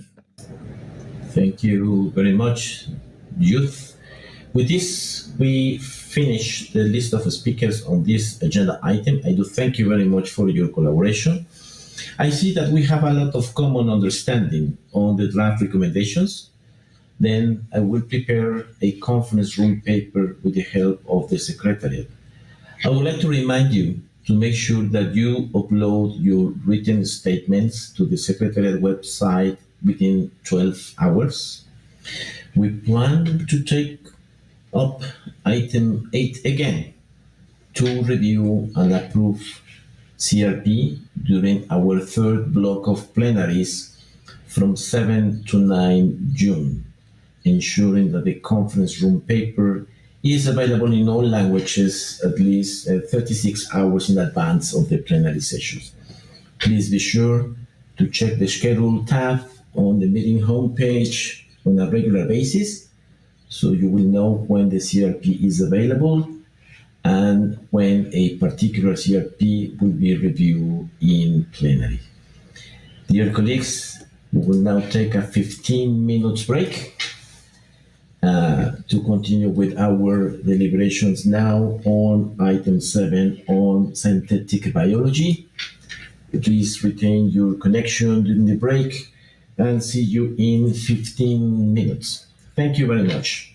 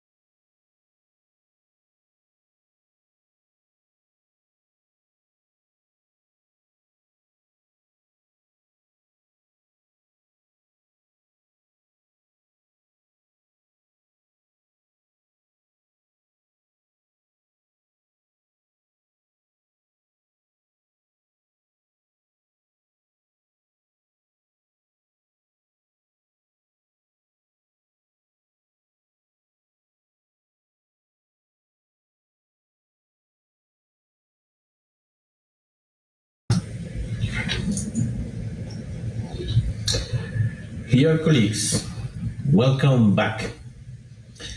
We will now turn our attention to item 4 on synthetic biology. Kindly recall that item 4 was considered during this session, the second and the third segments of our informal session, respectively on 18 and 19 February. At that time, interventions were heard from 31 parties, with one additional party having submitted an undelivered written submission, 2 regional groups, and 8 observers, with an additional written submission received from 2 observers. I give the floor to the Secretariat to introduce this item. Secretariat, you have the floor.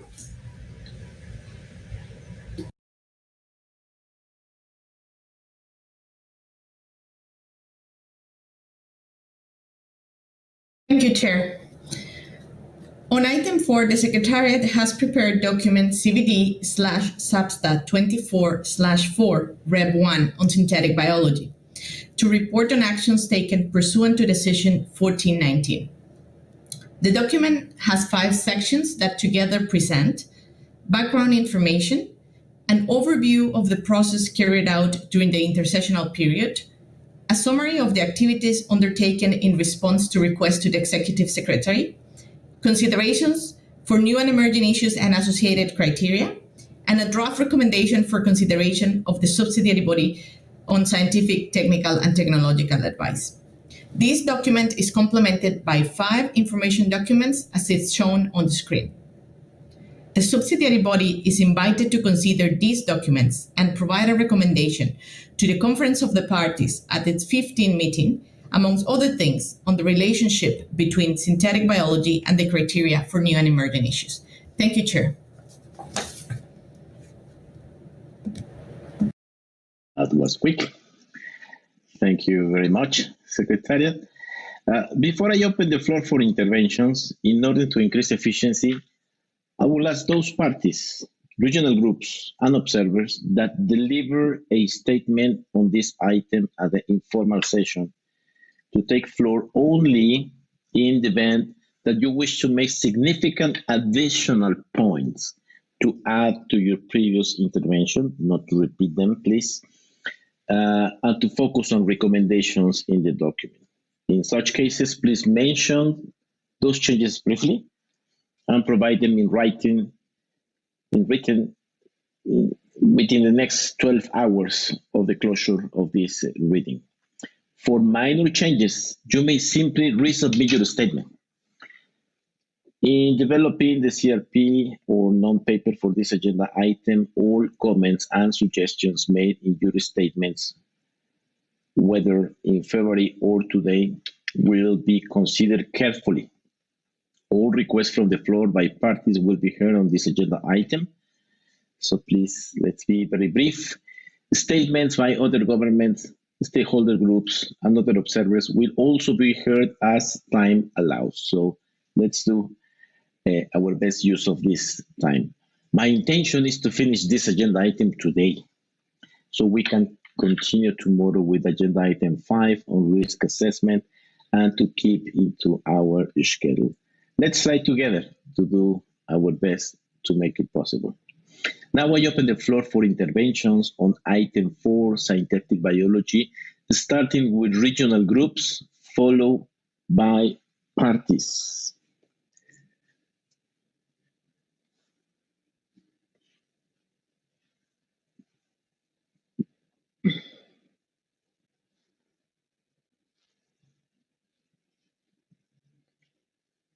So for regional interventions, please raise your hand.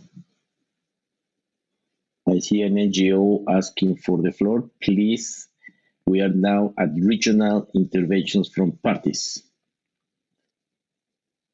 I don't see any regional intervention request. So let's proceed with parties. Now I open the floor for parties to give interventions.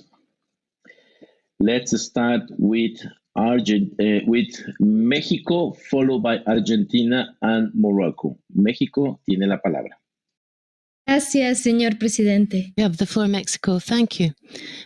Mexico highlights the conclusion of the ATEG on synthetic biology as regards the inclusion of the definition of living modified organisms according to the Cartagena Protocol as living organisms already developed or currently under research and development through synthetic biology techniques, including those that contain engineered gene drives.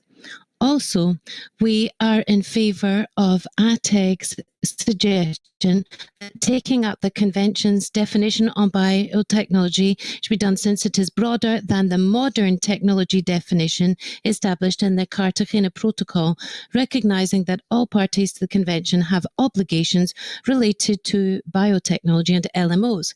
Mexico made a statement at the informal sessions on this topic, which we wish to maintain. However, we're taking the floor to highlight other points that we have not mentioned yet, including, firstly, that we share the view that synthetic biology development should be analysed within national and international regulatory frameworks in accordance with strict biosafety policies with an integrated approach and according to the precautionary principle. It should also take account of socio-economic and biocultural aspects in the same manner as technical and scientific elements. Also, we are convinced that these policies should be developed and implemented with a human rights-based perspective, especially as regards the collective rights of Indigenous peoples and local communities, and observance of their rights should be a cross-cutting issue in the Convention and its protocols. Secondly, we believe that it is imperative that we continue to develop analytical tools that will facilitate conducting of risk assessments and monitoring of environmental, social, and cultural effects that may occur due to use of synthetic biology. Finally, we believe that it is necessary to continue with ATEG's work to bring forward elements that will enable implementation of a coordinated, complementary, and non-duplicative approach on synthetic biology topics between the Convention and its protocols, both the Cartagena and Nagoya protocols. And we're underscoring that genetic resources are essential inputs for synthetic biology development, including those generated from digital sequence information, which could be derived from traditional knowledge, and access to this traditional knowledge should be given based on the free, prior, and informed consent of Indigenous peoples. We also have various comments on the draft recommendation that we will send directly to the Secretariat. Thank you very much, Chairman. Thank you very much, Mexico. And now I'm going to give the floor. Sorry, I've got changes on the screen in front of me. Followed by Morocco and Malaysia. Argentina, you have the floor. Gracias, señor presidente. Buen día. Thank you, Chair, and good day. We wish to reiterate the importance of a transparent, open and science-based approach to these discussions on synthetic biology. In this respect, briefly and in addition to our comments made during the informal session, Argentina has the following suggested modifications to make to the recommendation. Firstly, we suggest including an introductory paragraph which recalls that discussions as to whether synthetic biology is a new and emerging issue or not, according to the analytical criteria established in the COP decision 9/29 have not yet been concluded. Secondly, we support the proposed method to review technological developments, but we prefer avoiding the creation of new structures that would function for an undefined time period and with additional costs. Therefore, we suggest that at this point in time, we should not create a multidisciplinary technical expert group, and that its functions related to horizon scanning should actually be reassigned to this subsidiary body. In order to reflect this change, we suggest introducing changes in paragraphs 2, 5b, 5D, and 6 of the recommendation, as well as in the references to the Multidisciplinary Technical Expert Group in Annex 2. Thirdly, we reiterate the request to receive better clarification about the request the Secretariat to commission technology assessments before proceeding with this commissioning. In the relevant paragraphs of the recommendation and annexes, parties need to identify the terms of reference of the aforementioned assessments mentioned in the recommendation, as well as its procedural characteristics and its scope. And we wish you all a very pleasant Sunday. Thank you very much, Chair. Thank you to you, Argentina, and have a great Sunday as well. So I'm going to give the floor to Morocco, Malaysia, and Brazil. Merci, Monsieur le Président. Thank you, Chair. Morocco would like to underscore one of the statements of the ATEG on synthetic biology. The ATEG indicated that in order to update on recent developments under this new dimension of modern biology, it remains essential to take into account the rapidity of development, the geographic distribution, as well as the availability and accessibility of tools and expertise in the countries and regions. We have 4 important points to underscore. Firstly, regarding the creation and dissemination of organisms containing engineered gene drives, the precautionary approach remains the sole choice, including for experimental dissemination. And this in order to avoid potential significant, harmful, and irreversible effects on biodiversity.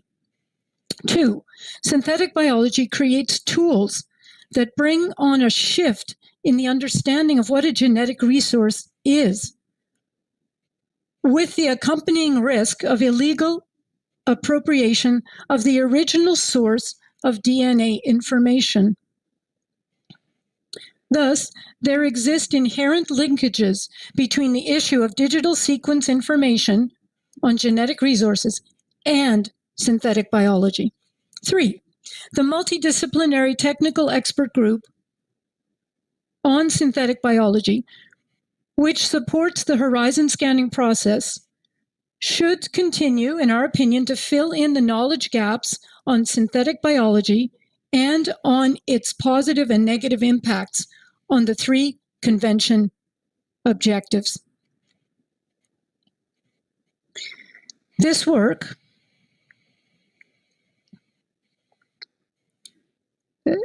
rather 4, a deeper coordination is required in the future between the ATEG on synthetic biology and the ATEG dealing with risk assessment and risk management of LMOs in order to avoid potential redundancies and overlap.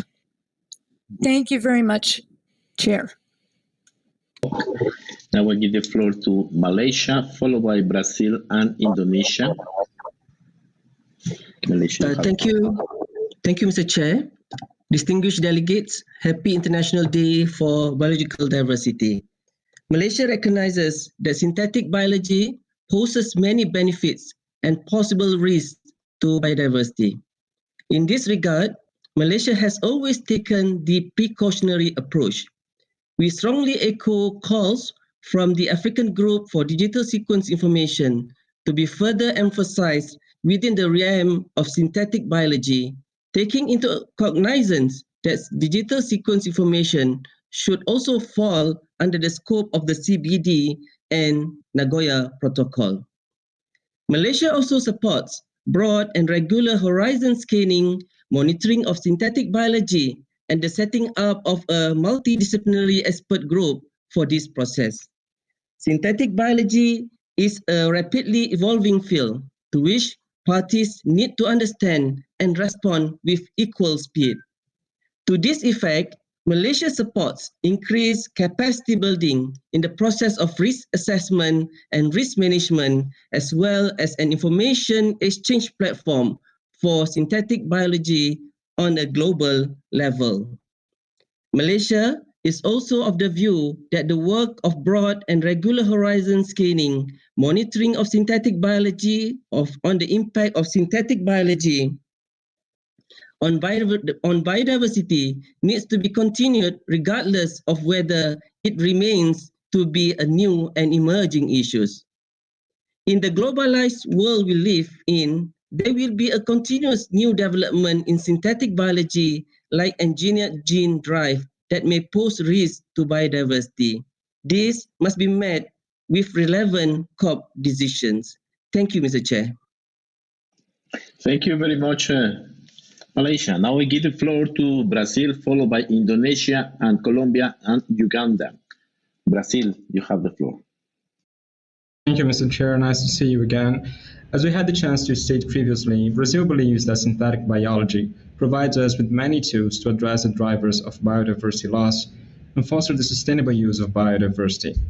Brazil welcomes the outcomes of the meeting of the ATAG on synthetic biology held in Montreal in June 2019.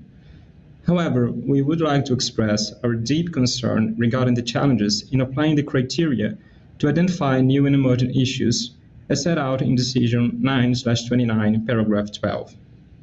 Brazil has consistently emphasized that discussions on new and emerging issues must be based on a strict and robust evaluation of the wording and suitability of those criteria. We must refrain from setting precedents that could lead to uncertainty about existing rules of procedure and that could require additional efforts and resources.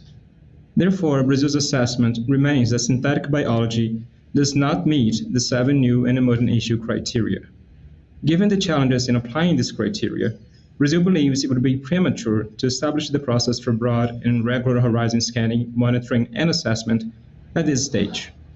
In light of these concerns, Brazil understands that the recommendations under document Subsidiary/24/4 should invite parties, other governments, indigenous peoples, and local communities and relevant organizations to submit to the Executive Secretary views and proposals for improving the criteria set out in Decision 9/29 and how this criteria should be applied.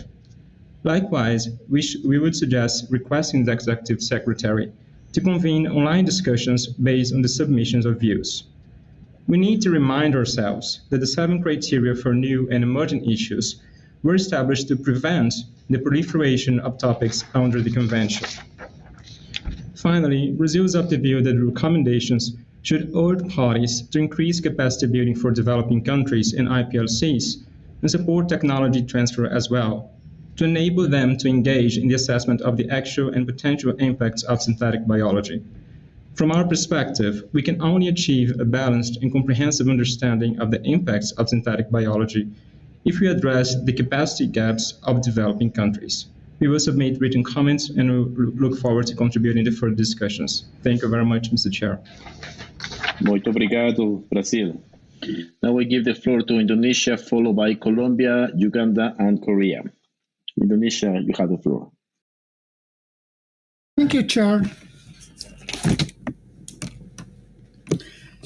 Indonesia welcomes the completion of the issue of synthetic biology. In principle, Indonesia views that synthetic biology is a field of multidisciplinary science that involves redesigning organisms for valuable and not limited to commercial purposes by engineering to produce a faster, cheaper, and greater precision of product than ever before. Indonesia agrees with the ACTEC review as stated in Annex 1, Point 3, Para 16 and 19. However, a clear clarification on Para 20 is crucially needed, which allows a technological development in the manipulation of living organisms to escape the definition of LMO.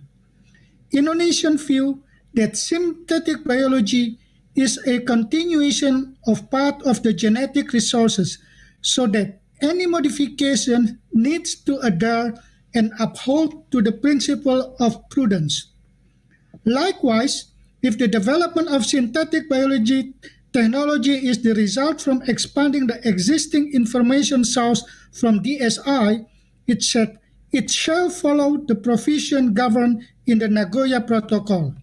In the end, the implementation of Nagoya Protocol should be strongly upheld and cannot be left out should it enter the commercial regime, where the stage of its utilization should include PIC, MAT, and MTA.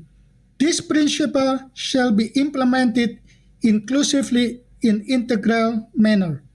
Lastly, Indonesia view that synthetic biology technology has extensive benefit for humans and the balance of use in nature. Any party shall comprehend and master the technology by increasing their capacity building through various forums. Therefore, Indonesia would like to ask the Secretariat to continue facilitating regional and cross-regional strategic cooperation and capacity building to increase understanding of technological development through transfer of technology, particularly that related to synthetic biology. These are needed by the mega biodiversity countries that are still lacking in diversity of technology related to the development of modern biotechnology. Muchas gracias, señor. I thank you. Terima kasih, Indonesia. Now we give the floor, doy la palabra a Colombia, seguido de Uganda, Corea y Chile. So, Colombia and then Uganda afterwards. Mr. President, Colombia reaffirms its position about this agenda item that was expressed during the informal session. We would like to recall the work and information produced under the special group of technical experts, because this will provide information which allows parties to improve case-by-case risk assessments, with solid scientific foundation and focus on the products of synthetic biology rather than on the techniques used to produce these, taking into account that the potential effects on biodiversity are caused directly by the resulting products. Regarding the draft recommendation, we have the following 5 suggestions. First, in the chapeau of the recommendation, we suggest including a new paragraph regarding the need of parties, in particular the developing countries, to secure the proper financial support and capacity building in line with Articles 17, 18, 19, and 20 of the Convention, for an effective monitoring and assessment of products of synthetic biology. Second, in paragraph 5A, it is not clear the scope of the technology assessment required for commission. Therefore, we suggest specifying if these technological assessments refer to scientific assessments, risk assessments, or information-based assessments of the potential impacts of the trends identified by the ATEC on the objective of the Convention. Third, in the Annex 1, in paragraph 12, literal A, numeral 5 and 6, we recommended to provide more information about what agricultural pests and protein are referring, because there are different species and their impacts on biodiversity and human health are not the same. 4. In the Annex 2, Part B, Paragraph 2, the composition of the multidisciplinary technical expert group shall also consider representatives of indigenous peoples and local communities. Therefore, we suggest this reference at the end of the paragraph. Fifth, we consider that it's crucial to define a period for each of the steps of the process cycle, as well as for reporting of the outcome of the multidisciplinary technical expert group. Moreover, in the terms of reference, it should be established how the outcome will be reported. Finally, Mr. Chair, Colombia recognizes that synthetic biology could bring benefits for the conservation and sustainable use of biodiversity, while we should also make informed decisions based on science and taking into account the precautionary principle in order to avoid negative impacts on biodiversity and human health. Gracias, señor presidente, y feliz Día de la Biodiversidad para usted y todos mis colegas. Thank you very much, Chair, and a wonderful International Day of Biodiversity to you and everyone else. Thank you very much, Colombia. Same to you. Uganda, followed by Korea, Chile, and the EU. Uganda, you have the floor. Thank you very much, Mr. Chair. Uganda acknowledges the fact that synthetic biology is a promising and fast-growing scientific discipline. Although much of the research we see today is in its infancy. There's already evidence of tangible positive applications that are emerging. The gene drive technologies are one of the possible uses of synthetic biology approaches being explored to contribute to addressing conservation and public health challenges, particularly malaria in Africa and Uganda in particular. Uganda takes note of the current uncertainties regarding the engineered gene drives and calls for application of the precautionary principle in accordance with the objectives of the Convention. In addition, we support the ongoing processes in clarifying the DSI and the RTEG process, which we feel we should continue with. We underscore the need for case-to-case assessments in decision-making for each application of synthetic biology. And we emphasize that regional cooperation will be key in the implementation of synthetic biology, particularly gene drives, because of the possibility of transboundary movement, and also because it will help national authorities to benefit from each other's technical resources and expertise. Sharing information, sharing experiences will enhance regional capacity to take informed decisions and develop new technologies to address biosafety issues holistically. The timely and continuous dissemination of information and knowledge through the BCH will be essential component of ensuring knowledge is shared through countries and experts. I thank you very much, Mr. Chair. Asante sana, Uganda. Now I give the floor to Korea, followed by Chile, EU, and Finland. Korea, you have the floor. Thank you, Mr. Chair. Korea would like to thank the CBD Secretariat for the preparation of documents and would like to attack on synthetic biology for their hard work and outputs. First, Korea supports the broad and regular process of horizon scanning, monitoring, and assessment to review all the effects of synthetic biology, including positive effects and potential negative effects of synthetic biology on the human and the environment.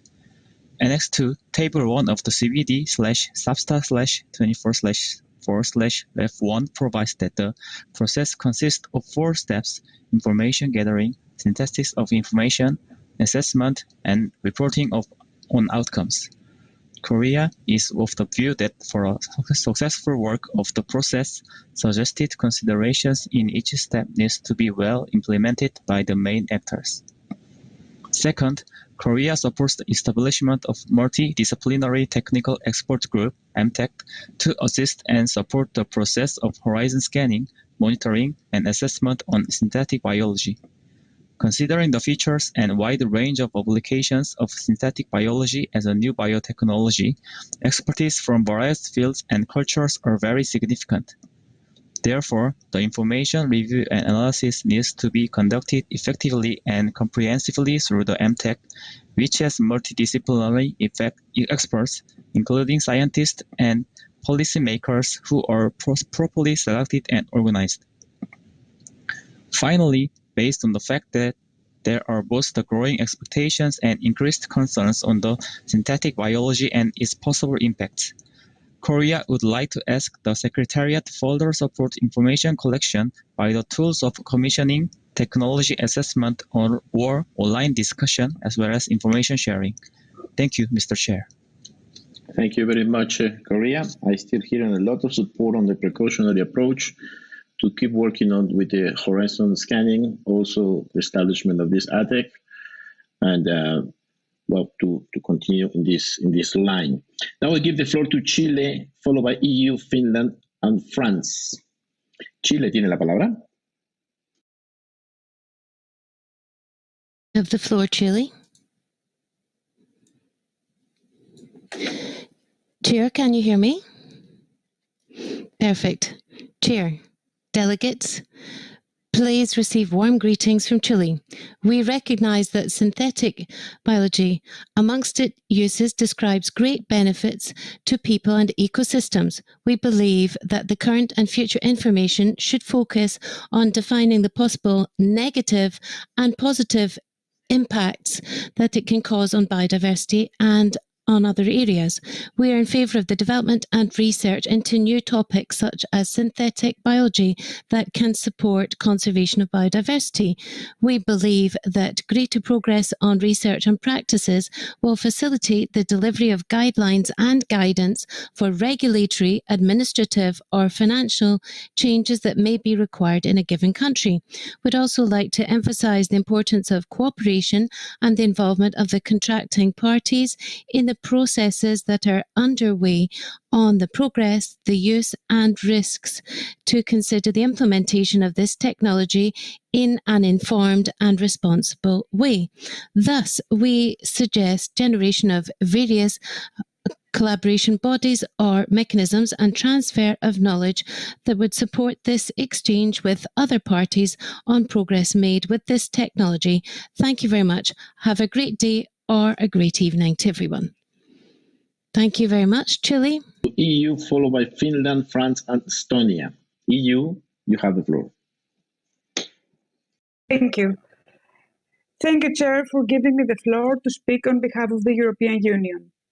Distinguished delegates, dear colleagues, the European Union wishes to confirm the statement delivered at the informal session of SBSTTA last February. In addition, we would like to raise the following points. Regarding the format of the group established to support the horizon scanning, monitoring and assessment, the European Union's initial option would be a multidisciplinary ad hoc technical expert group. We propose to refer to a multidisciplinary ad hoc technical expert group as this already clarifies its modus operandi.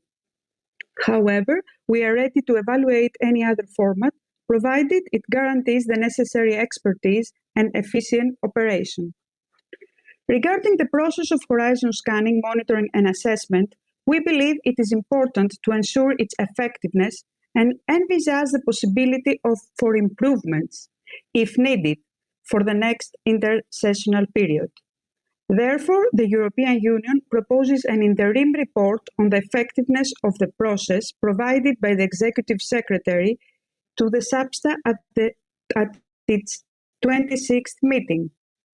This would allow for a timely adaptation of the process if recommended by the SBSTTA and decided by the 16th Conference of the Parties. In view of clarifying the aim and the meaning of technology assessment, the European Union proposes to specify that they consist of studies on potential positive and negative environmental impacts, taking into account human, animal, and plant health, as well as cultural and socioeconomic impacts.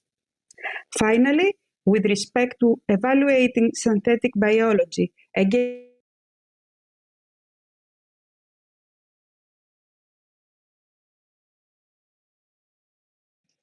Seems we lost the EU, the very last part. Can you try again?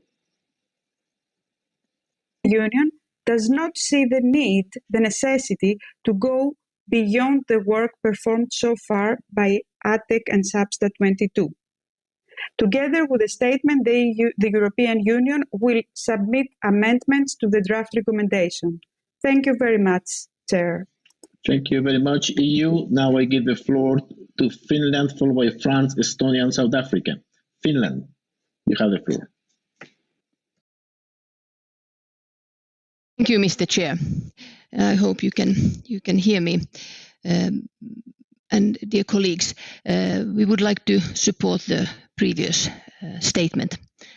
In addition to the points Finland highlighted during the informal SBSTTA meeting in February, we would like to draw your attention to the following. We think that the studies to be commissioned by the Executive Secretary should focus on the potential positive and negative environmental impacts, taking into account human, animal, and plant health. Herewith, it is also important to consider cultural, for instance, IPLCs, women and youth, and socio-economic issues, vis-à-vis the three objectives of the Convention and its protocols. We have modified or suggestions for modifications in paragraph 5A accordingly. We support conveying online discussions of the open-ended online forum on SynBio, but we think that these discussions should have an even broader role and be more useful supporting the overall process for broad and regular horizon scanning, monitoring and assessment. We have modified paragraph 5b accordingly. Finally, we suggest a new paragraph A with 3 subparagraphs in the terms of reference of the multidisciplinary AHTEC group to focus the work of the group better. We suggest that the group assesses, first, new technological developments that are in early stages of research and development. Second, the state of knowledge on the potential impacts on biodiversity and the environment, taking into account human, animal and plant health and cultural and socio-economic impacts. And third, whether any living organism developed through SynBio falls outside the definition of the LMOs as per Cartagena Protocol. Finally, I would like to say that our statement and our suggestions for possible amendments in the recommendations have been are publicly available on the webpage. Thank you, Mr. Chair. Thank you very much, Finland. I think we're in a good pace. Still many parties asking for the floor, so I invite you to be very brief in order to allow some time for observers, hopefully. Now I give the floor to France, followed by Estonia, South Africa, and Austria. France, vous avez la parole. Merci, Monsieur le Président. Thank you, Chair. We support all of the statements made by EU and Finland. France supports once again a process for broad and regular horizon scanning, monitoring and assessment of the most recent technological developments in synthetic biology. Thanks, Secretariat, for the work done. The statement we made during the informal sessions remains fully valid, so we will only present some of our main proposals for amendments to the draft recommendation. We propose adding a reference at the beginning of the draft recommendation, paragraphs 9 to 11 of Decision 14/19, and proposes calling upon parties and other governments, given the current uncertainties regarding engineered gene drives, to apply a precautionary approach in accordance with the objectives of the Convention, including when used for biodiversity conservation purposes.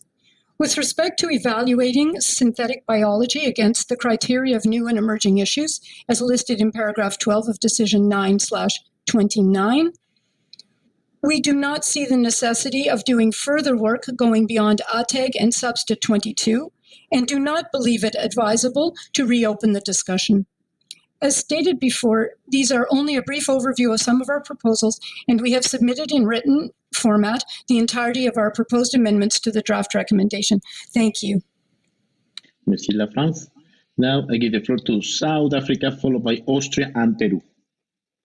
South Africa. Thank you so much, Chair. South Africa knows the outcomes of the meeting of the ad hoc technical expert group on synthetic biology and support the establishment of the process for broader and regular horizon scanning, monitoring and assessment of the most recent technological development.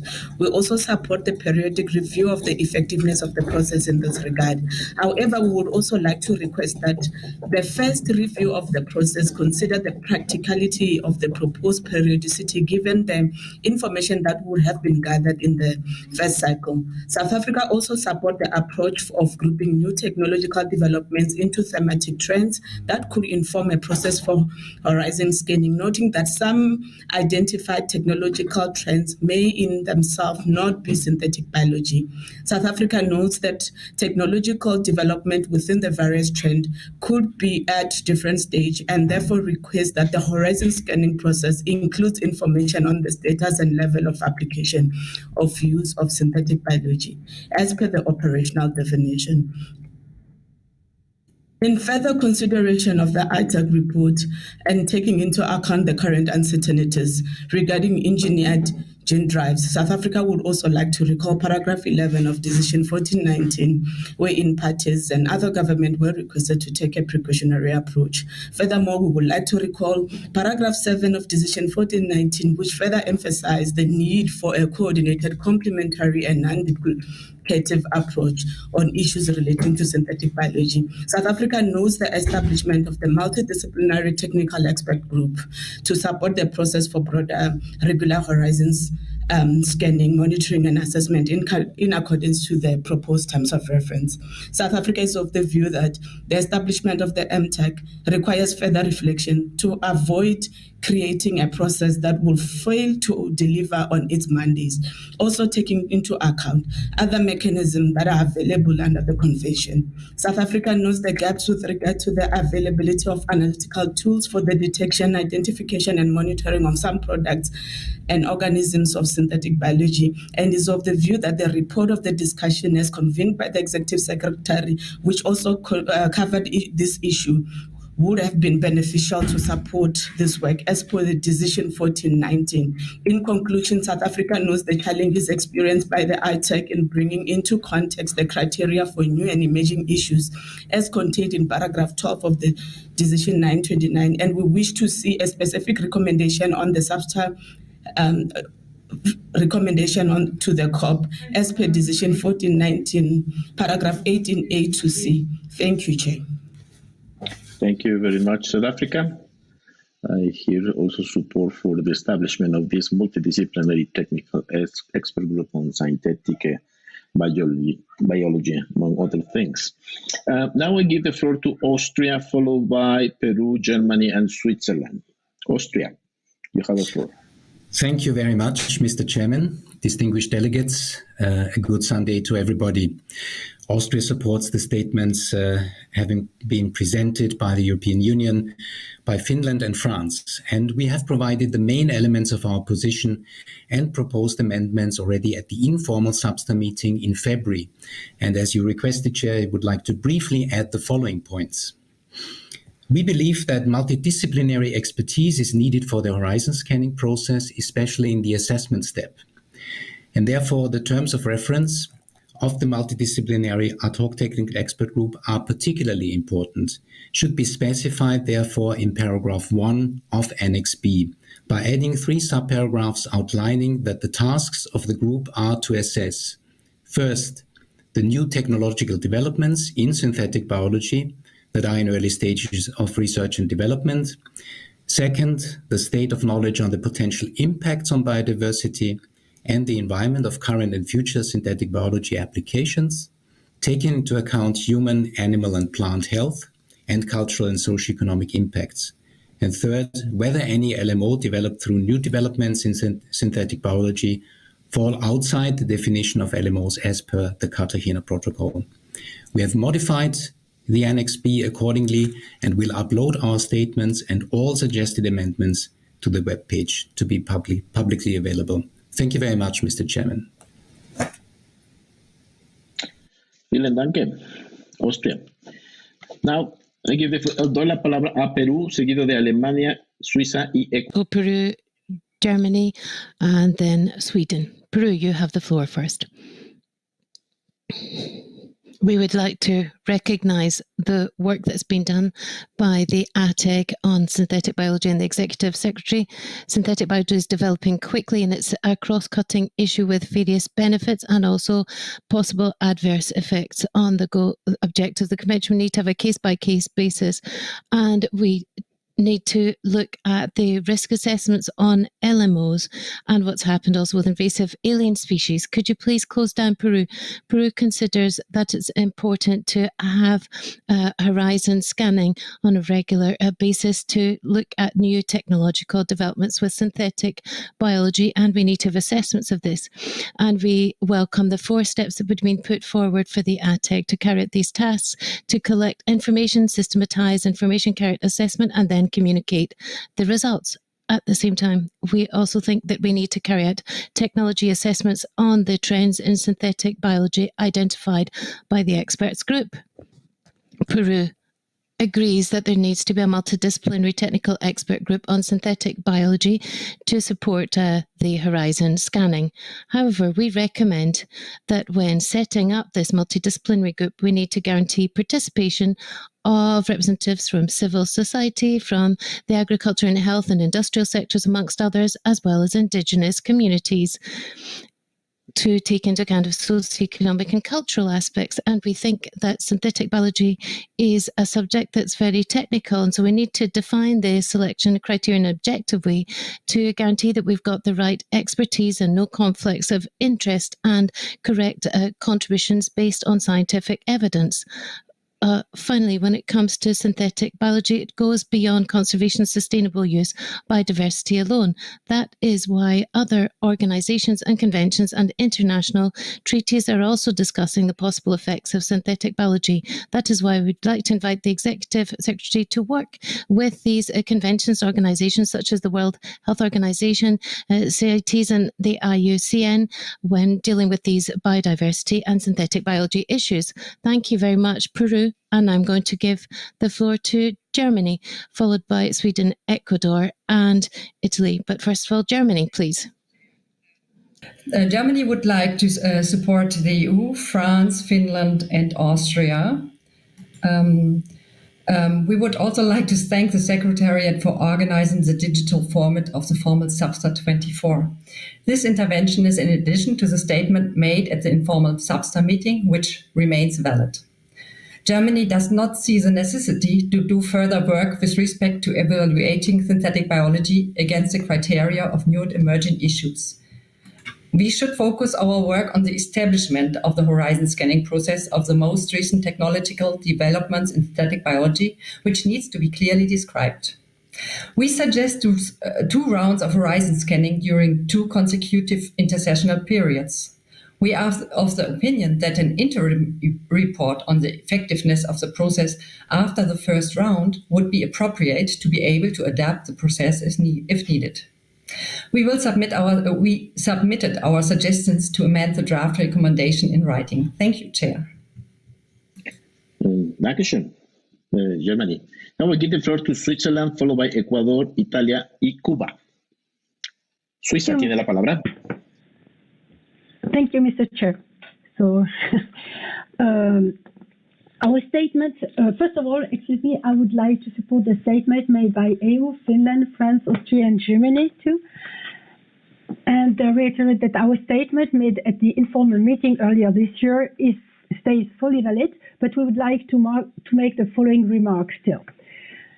First, to avoid potentially significant and irreversible effects to the biodiversity, Switzerland is of the opinion that as long as the risks and benefits cannot be correctly assessed, and as long as risk and management measures cannot be correctly set into force, it is really necessary to refrain releasing LMO-containing gene drives to avoid irreversible effect to the biodiversity and unintended transboundary movements. Particularly, Switzerland pleads for the application of the precautionary approach at any stage from research, development, and release of organisms, products, and components engineered through synthetic biology in accordance with the objective of the Convention. Switzerland supports a process for broad and regular horizon scanning, monitoring, and assessment of the most recent technological development in synthetic biology with regards to the potential positive and potential negative impacts of synthetic biology vis-à-vis the 3 objectives of the Convention and those of its protocols. Switzerland thinks that the multidisciplinary expertise is crucial for the horizon scanning process. Therefore, we support the establishment of a multidisciplinary technical expert group on synthetic biology to support the process for a broad and regular horizon scanning, monitoring, and assessment on trends identified by the ATEC. Regarding the modalities, Switzerland is open for further discussion with respect to the implementation as proposed in Table 1. Switzerland generally agrees with the proposal of the document SBSTTA-24. Nevertheless, we have some amendments to the preamble and to the paragraph 5 of the suggested recommendation, as well as to the Annex 2, Section A, which we will be forward in written. Thank you very much, and have a nice day. Thank you very much, Switzerland. Ahora doy la palabra a Ecuador, seguido de Italia. So Ecuador, Italy, and Cuba, and please be brief so that observers still have also some time to take the floor. Ecuador, you have the floor. Thank you, Chair. Ecuador thanks the Secretariat for its work in taking the necessary action to develop this document. And we also thank the ATEG for its analytical and monitoring and assessment of the most recent technological developments in this area so that we can have more elements about the possible impacts of synthetic biology on the objectives of the Convention and its protocols. In this respect, Ecuador wishes to make the following recommendations. In the second preambular paragraph, we suggest that instead of saying welcoming, we should say takes note. And before continuing with the deliberations on this document, Substa 24/4, we suggest that we should include an introductory paragraph to the recommendations to the COP, where we talk about the recommendation of 23/7 from Substa.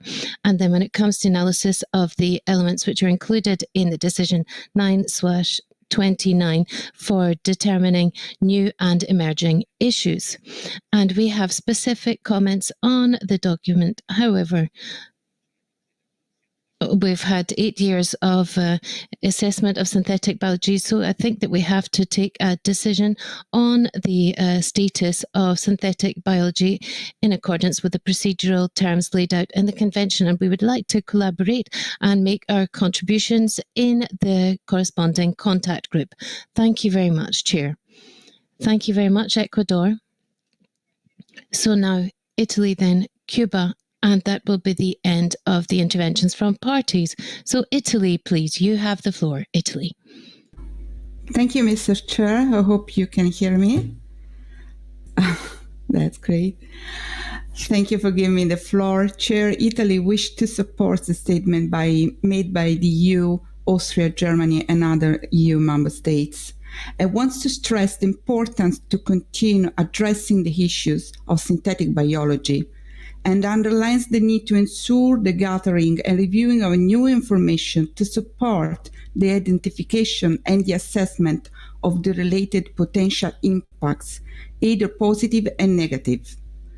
At the same time, Italy is aware of the challenges in monitoring and assessing the fast technological developments in these fields, and we recognize that these challenges will require the commitments by all parties and stakeholders in working together, and that we will need specific technical expertise in different fields to address them. Therefore, we support the establishment of a multidisciplinary technical expert group.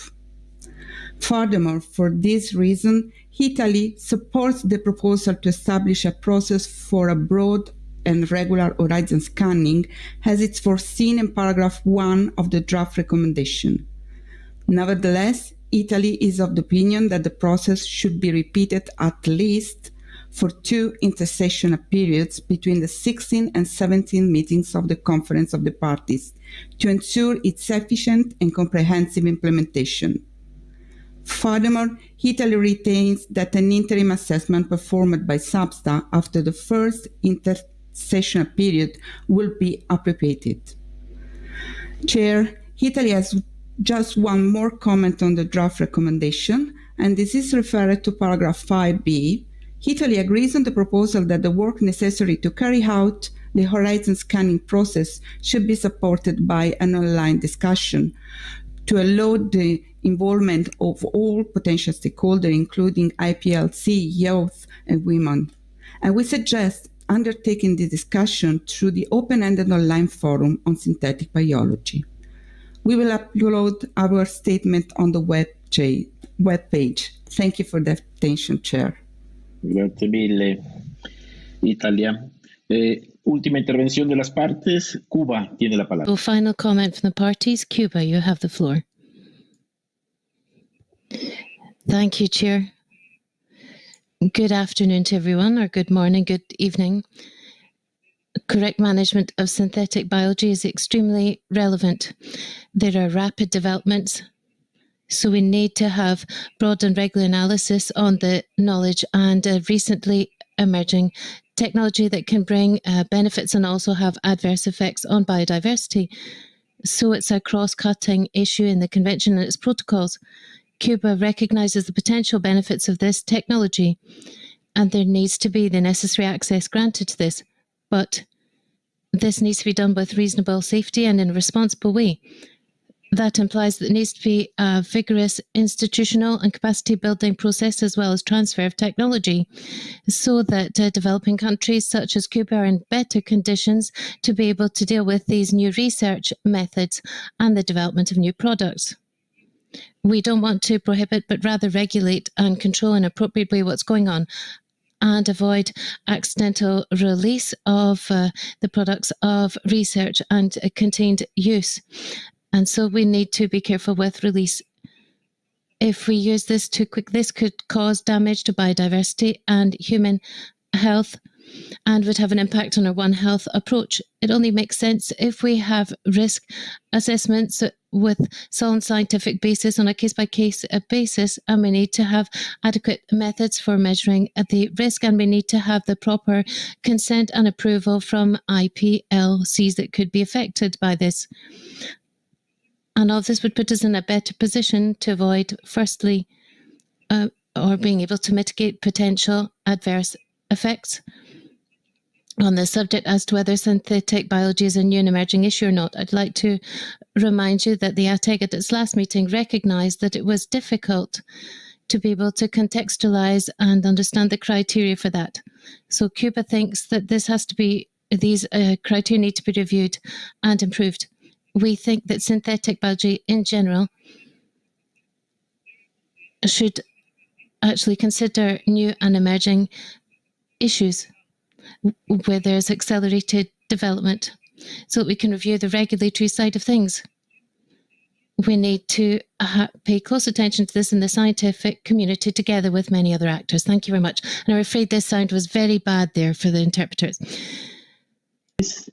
Now I'd like to open the floor for interventions from non-parties, followed by organizations, beginning with major groups. We only have 14 minutes. We need to close sharp. Then maybe I will give the floor only to a couple of major groups because I also need to let you know how are we going to proceed with this issue. So on behalf of IPLCs, Jennifer Tauli Neratero, please raise your hand and you have the floor. Thank you, Mr. Chair.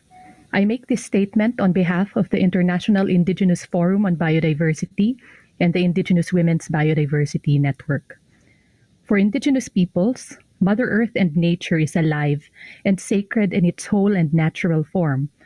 Synthetic biology presents potential irreversible harm to human health, biodiversity, including at ecosystem, species, and genetic levels, on indigenous food systems, and on traditional knowledge, culture, and values. We are of the view that the solutions to the global biodiversity crisis lie in our knowledge associated with culture and biodiversity, and not in synthetic biology.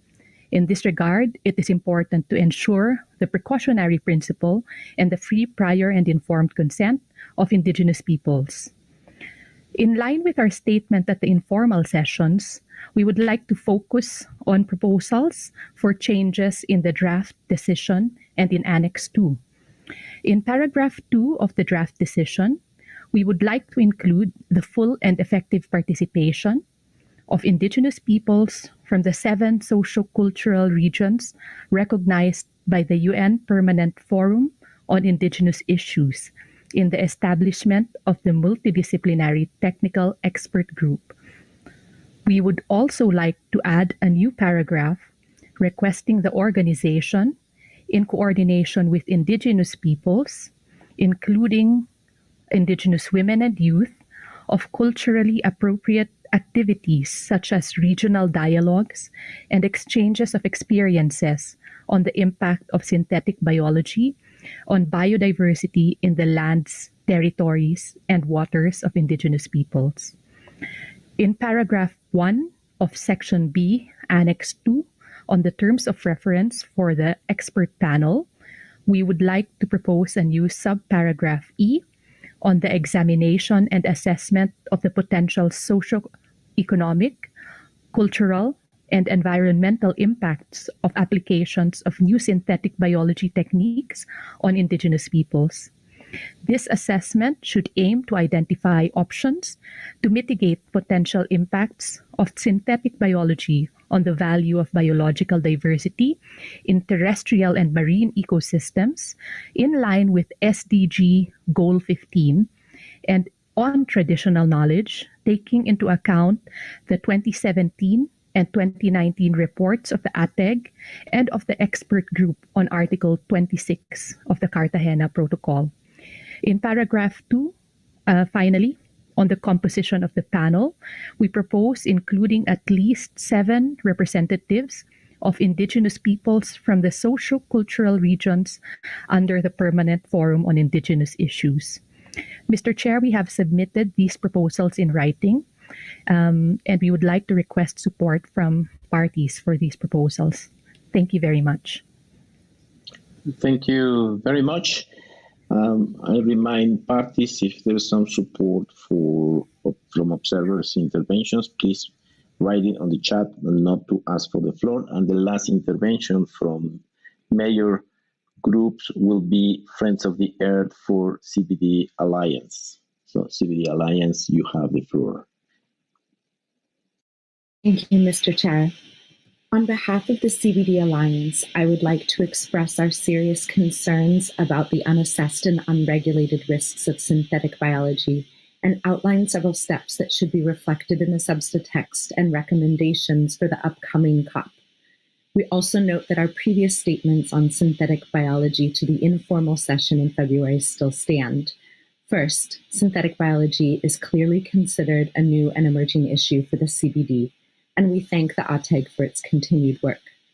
2, the CBD Alliance strongly supports the establishment of the Multidisciplinary Technical Expert Group, and MTEG is essential for the purpose of broad and regular horizon scanning, monitoring, and assessment.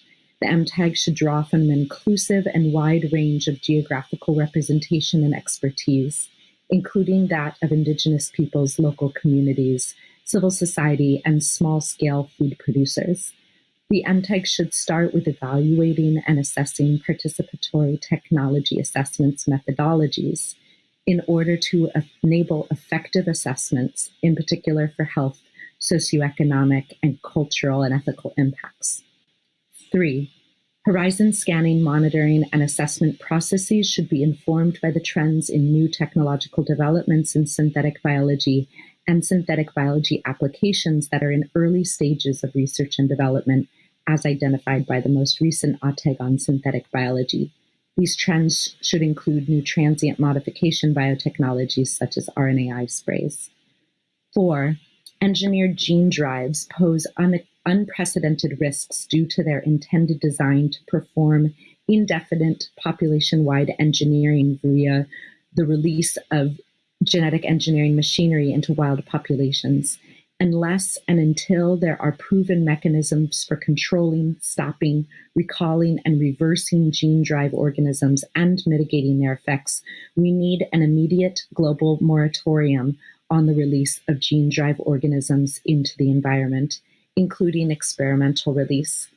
Furthermore, if risk assessment is not reliable or correctly assessed prior to release, and reliable and effective risk management measures are not fully in place, the application for environmental release should not move forward. We also call for international biosafety rules and standards for containment of gene drive organisms in research facilities, which currently do not exist and are urgently needed. We need mechanisms for rules for liability and redress. Parties need to address these points in the text as they are still missing. And lastly, we reiterate the paramount importance of obtaining free and prior informed consent of all potentially directly and indirectly affected Indigenous peoples and local communities. This must include the respect for the right of Indigenous peoples and local communities to say no to any release of synthetic biology organisms, components, or products that may negatively impact traditional knowledge, innovation, practices, livelihoods, and use of land, resources, and water. We would like to ask for the support of a party to our statement. Thank you. Thank you very much for CBD Alliance. With this, we just have 5 minutes to explain how are we going to proceed. Thank you very much, everybody, for your cooperation. After hearing your interventions, I recognize that we have some unsolved issues on this agenda item. In this light, and also with a view to enhance the efficiency of our work, I propose to establish a contact group for this item.